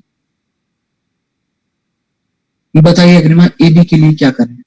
तो एबी में क्योंकि टेम्परेचर कांस्टेंट है तो मैंने चेंज इन इंटरनल एनर्जी 0 हो जाएगी। आइसोथर्मल प्रोसेस है ए बी, इसका मतलब डेल्टा यू 0, इसका मतलब U equal to minus W है, वो माइनस डब्ल्यू के बराबर हो जाएगा, ऐसा ही है। Yes sir. और आइसोथर्मल के लिए हमें वो भी पता होता है, nRT ln V2 upon V1 minus भी तो आएगा, minus nRT minus nRT ln V2 by V1 है ना। यस सर, हो जाएगा यहाँ पे वी नॉट बी नॉट, तो ये 2 आ जाएगा सिंपल, ठीक है। की जगह भी 2T नॉट, हाँ जगह ठीक है, जगह 2T नॉट आएगा, रुको, हाँ तो रुको इसको लिख देते हैं, minus NR 2T not ln 2, ठीक है। तो W तो ये हो गया ए से बी में, और अगर Q हमसे पूछ लिया जाए, Q है माइनस टाइम्स W, तो वो हो जाएगा 2NRT नॉट ln 2, ठीक है। चलिए आगे बताइए अग्रिमा। उसके बाद मैं पहले C2 है, मैंने देखती हूँ कि उसमें दिख रहा था कि वर्क डन 0 हो जाएगा क्योंकि वॉल्यूम कांस्टेंट है। अच्छा C2A की बात कर रहे हो, ठीक है, फॉर C2A। हाँ C2A में क्या होगा, आइसोकोरिक है, इसलिए वर्क डन 0 हो गया, बहुत बढ़िया। अगर वर्क डन 0 है तो डेल्टा यू जो है वही क्यू के बराबर होगा, नहीं होगा? तो ये कितना हो जाएगा, NCV डेल्टा टी हो जाएगा, एन CV डेल्टा टी कितना है आपका यहाँ पर, सी से एम है, T naught 2T naught minus T naught मतलब T naught, NCV T naught आ गया, ठीक है। आगे बोलिए अग्रिमा। CV को इसमें R1 गामा माइनस 1 लिख सकते हैं, R1 माइनस 1 लिख सकते हैं, बिल्कुल लिख सकते हैं, तो लिख दो N R upon gamma minus 1 times T not, ठीक है। आगे बोलिए।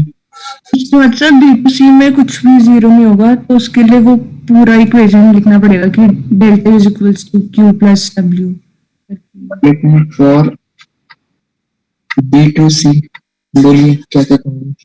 Delta is equals to Q plus W लिख देंगे तो डेल्टा यू फिर से NCV डेल्टा T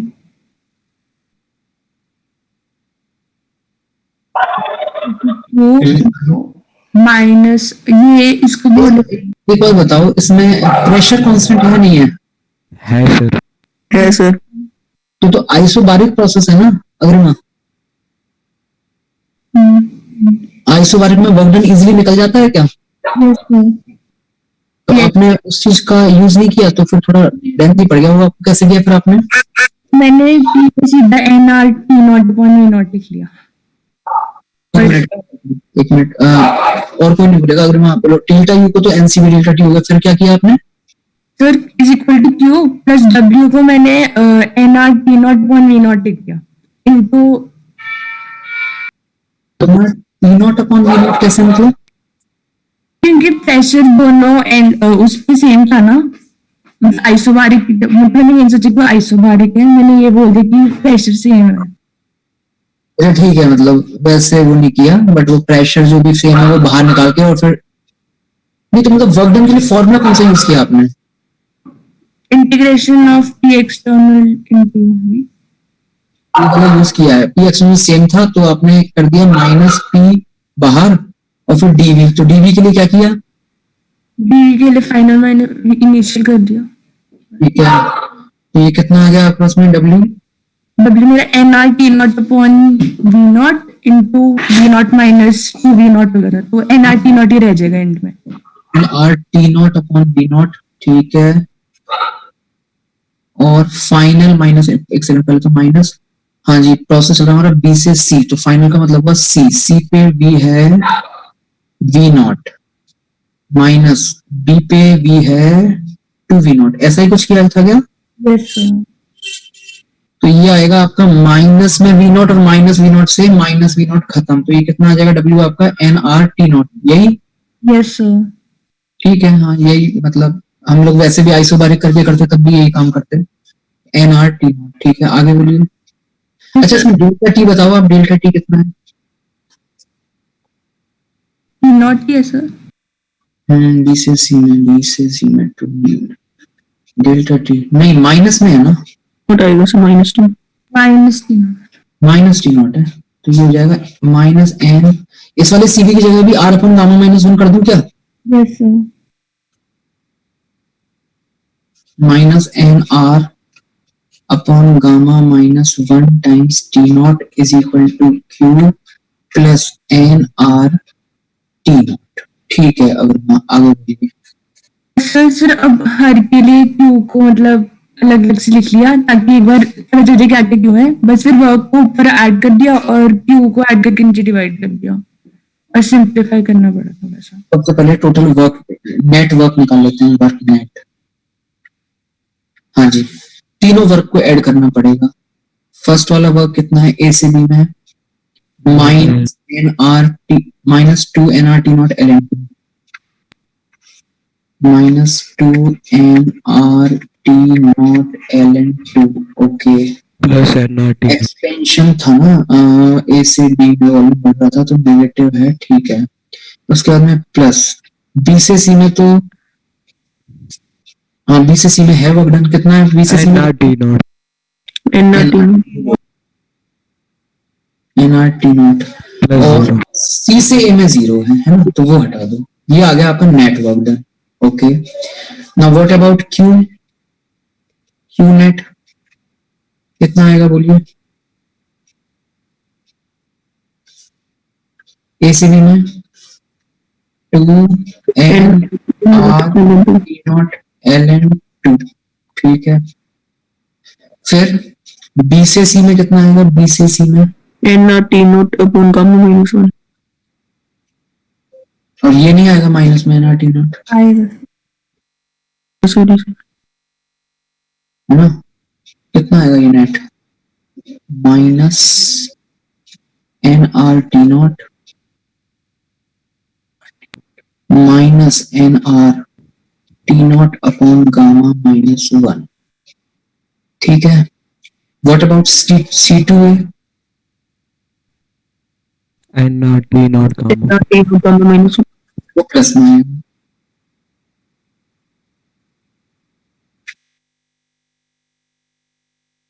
हाँ जी कुछ कैंसिल आउट हो रहा है, तो कितना हो गया ये?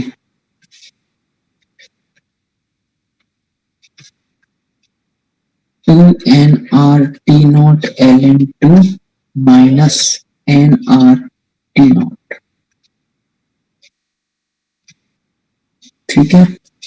अब बताओ अगर हम आगे क्या करें? सर मैंने तो जब निकाला था मेरा ऐसा नहीं आया क्यूनेट, मुझे पता नहीं मैं क्या हुआ। सर मेरा भी कुछ और आ रहा था। यहाँ पे कुछ और है। मेरा भी कुछ और ही आ रहा था। कहाँ से आया फिर? सर इसमें तो गामा की कोई तो टर्म ही गामा नहीं है। वाला कटा नहीं था फैक्टर। यस जो मैंने किया था मैं क्यों नहीं किया था। फिर बताओ फिर मतलब इसमें मैंने क्या गलती कर दी? हो सकता है कुछ गलती कर दी हो, बताओ क्या गलती हुई है?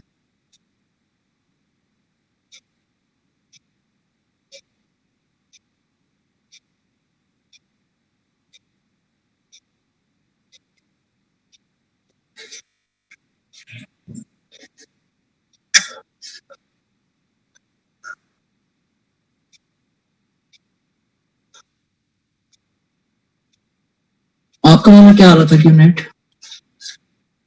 तो जो फाइनल मतलब क्यूनेट मेरे पास 2 NR T not LN2 plus NR T not into 1 minus gamma upon gamma.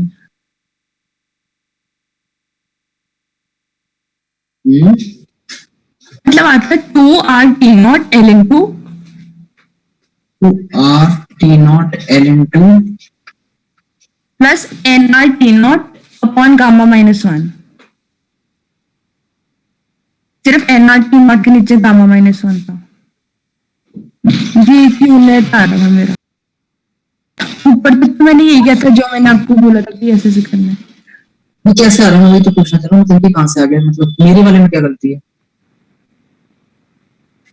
Sir मेरा भी आपका वाला ही आ रहा है इसलिए मैं अटक रही थी। ये मैं बताता हूँ क्या गलती है। अगर आप ये गलती नहीं हो पा रही हीट एब्जॉर्ब यूज करना था। जी बिल्कुल, सिर्फ और सिर्फ जो हमें जो इनपुट देना होता है वो हीट एब्जॉर्ब, मतलब जो हमने जो हीट दी है सिस्टम में से जो हीट निकल गई उससे हमें लेना देना नहीं होता है। तो क्यू नेट के लिए आपको सिर्फ और सिर्फ सप्लाइड हीट ढूंढनी है, सप्लाइड हीट। अगर कभी हीट निकली है उससे हमें लेना देना नहीं है। तो इधर देखो, सबसे पहले तो इस वाले केस में वर्क डन जो है वो नेगेटिव है, ठीक है? तो बताइए हीट सप्लाइड अपने आप पॉजिटिव आएगी या नहीं आएगी? Yes sir. इसको उठा लीजिए, इसको उठा लीजिए, ठीक। अच्छा, सी से ए में, सी से ए में जब W 0 है तो डेल्टा U और Q बराबर है। सी से ए एक एक्सपेंशन चल रहा है या कंप्रेशन? अच्छा सॉरी, सी से ए में टेम्परेचर राइज कर रहा है ना, मतलब डेल्टा U पॉजिटिव है तो Q भी पॉजिटिव होगा, मतलब यहाँ पर भी हीट सप्लाई की गई, इसको भी ले लिया जाएगा। But what about B2C? What about B2C? नहीं लिया जाएगा सर, नेगेटिव आएगी। B2C में आप ध्यान से देखना वो ओवरऑल नेगेटिव आएगा। यस देखिए ना, माइनस में NR T नॉट और माइनस में NR T not upon gamma -1, तो वो ओवरऑल नेगेटिव आएगा। तो इस वाले Q को शामिल नहीं किया जाएगा क्योंकि सिर्फ और सिर्फ हीट सप्लाइड इनपुट की हम बात कर रहे हैं, जो हमने दिया है। जो बाहर निकल गई उससे हमें हमारा क्या लेना देना? समझ रहे हो बात को? तो ये गड़बड़ी मैंने कर दी थी यहाँ पर। तो अगर ये गड़बड़ी की है तो आपको ये वाला लेना है और ये वाला लेना है। ये जो बीच वाले जो आपके टर्म आए थे B2C वाला, ये नहीं लेना है।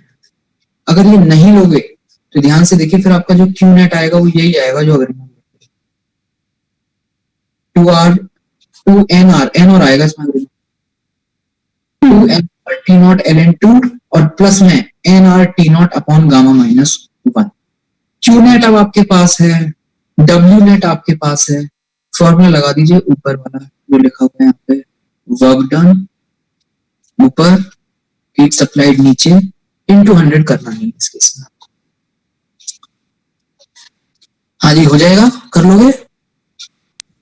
यस। कौन सा ऑप्शन मैच कर जाएगा इसमें मिन्नत? सर सॉल्व किया होगा ना? कौन सा मैंने कैलकुलेट नहीं किया, मैंने यहाँ तक ही छोड़ दिया था, आगे कर लो जरा। ये सारी वैल्यूज आपके सामने, फटाफट इसको सॉल्व करो। W नेट ऊपर, Q नेट नीचे, सॉल्व कीजिए, बताइए क्या आपको कौन सा मैच कर रहा है।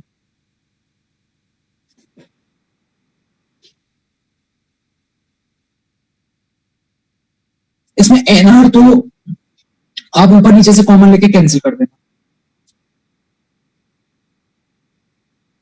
आई थिंक T नॉट भी कैंसिल हो जाएगा। सही बात है, NR और T नॉट तीनों जाएंगे। बचेगा क्या आपके पास में? यहाँ बचेगा 1 माइनस 2Ln2।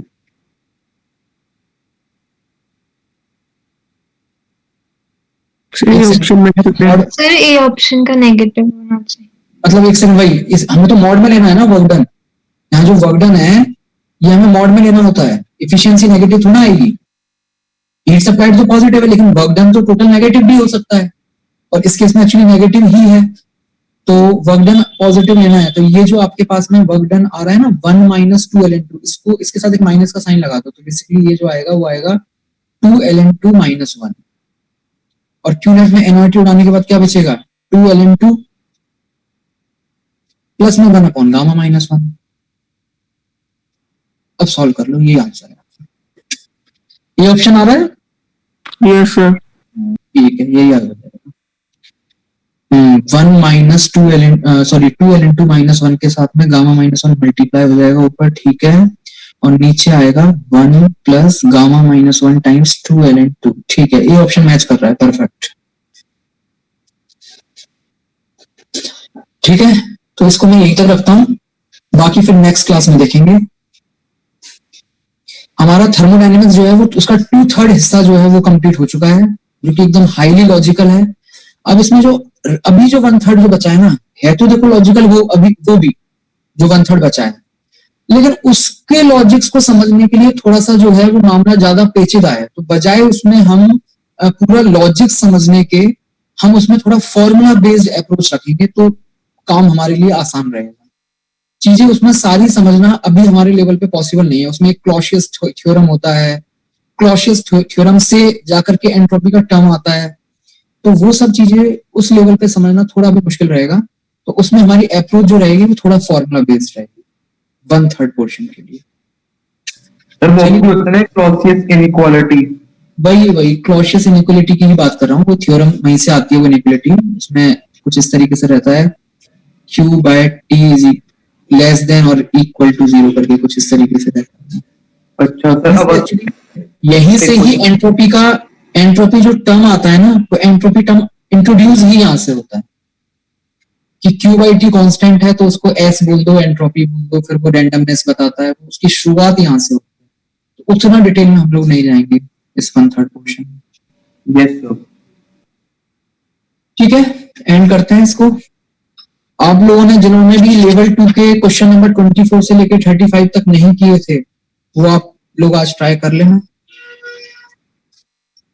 ठीक है, थोड़ा सा इस वीक में आप ये हाइड्रोजन बॉन्डिंग और ये वाला कर लो, एनवायरमेंटल केमिस्ट्री। एनवायरमेंटल केमिस्ट्री तो एक्चुअली आपने एक बार भी नहीं देखा होगा ना, तो वो तो कर ही लेना आप। ठीक है, एंड करता हूँ।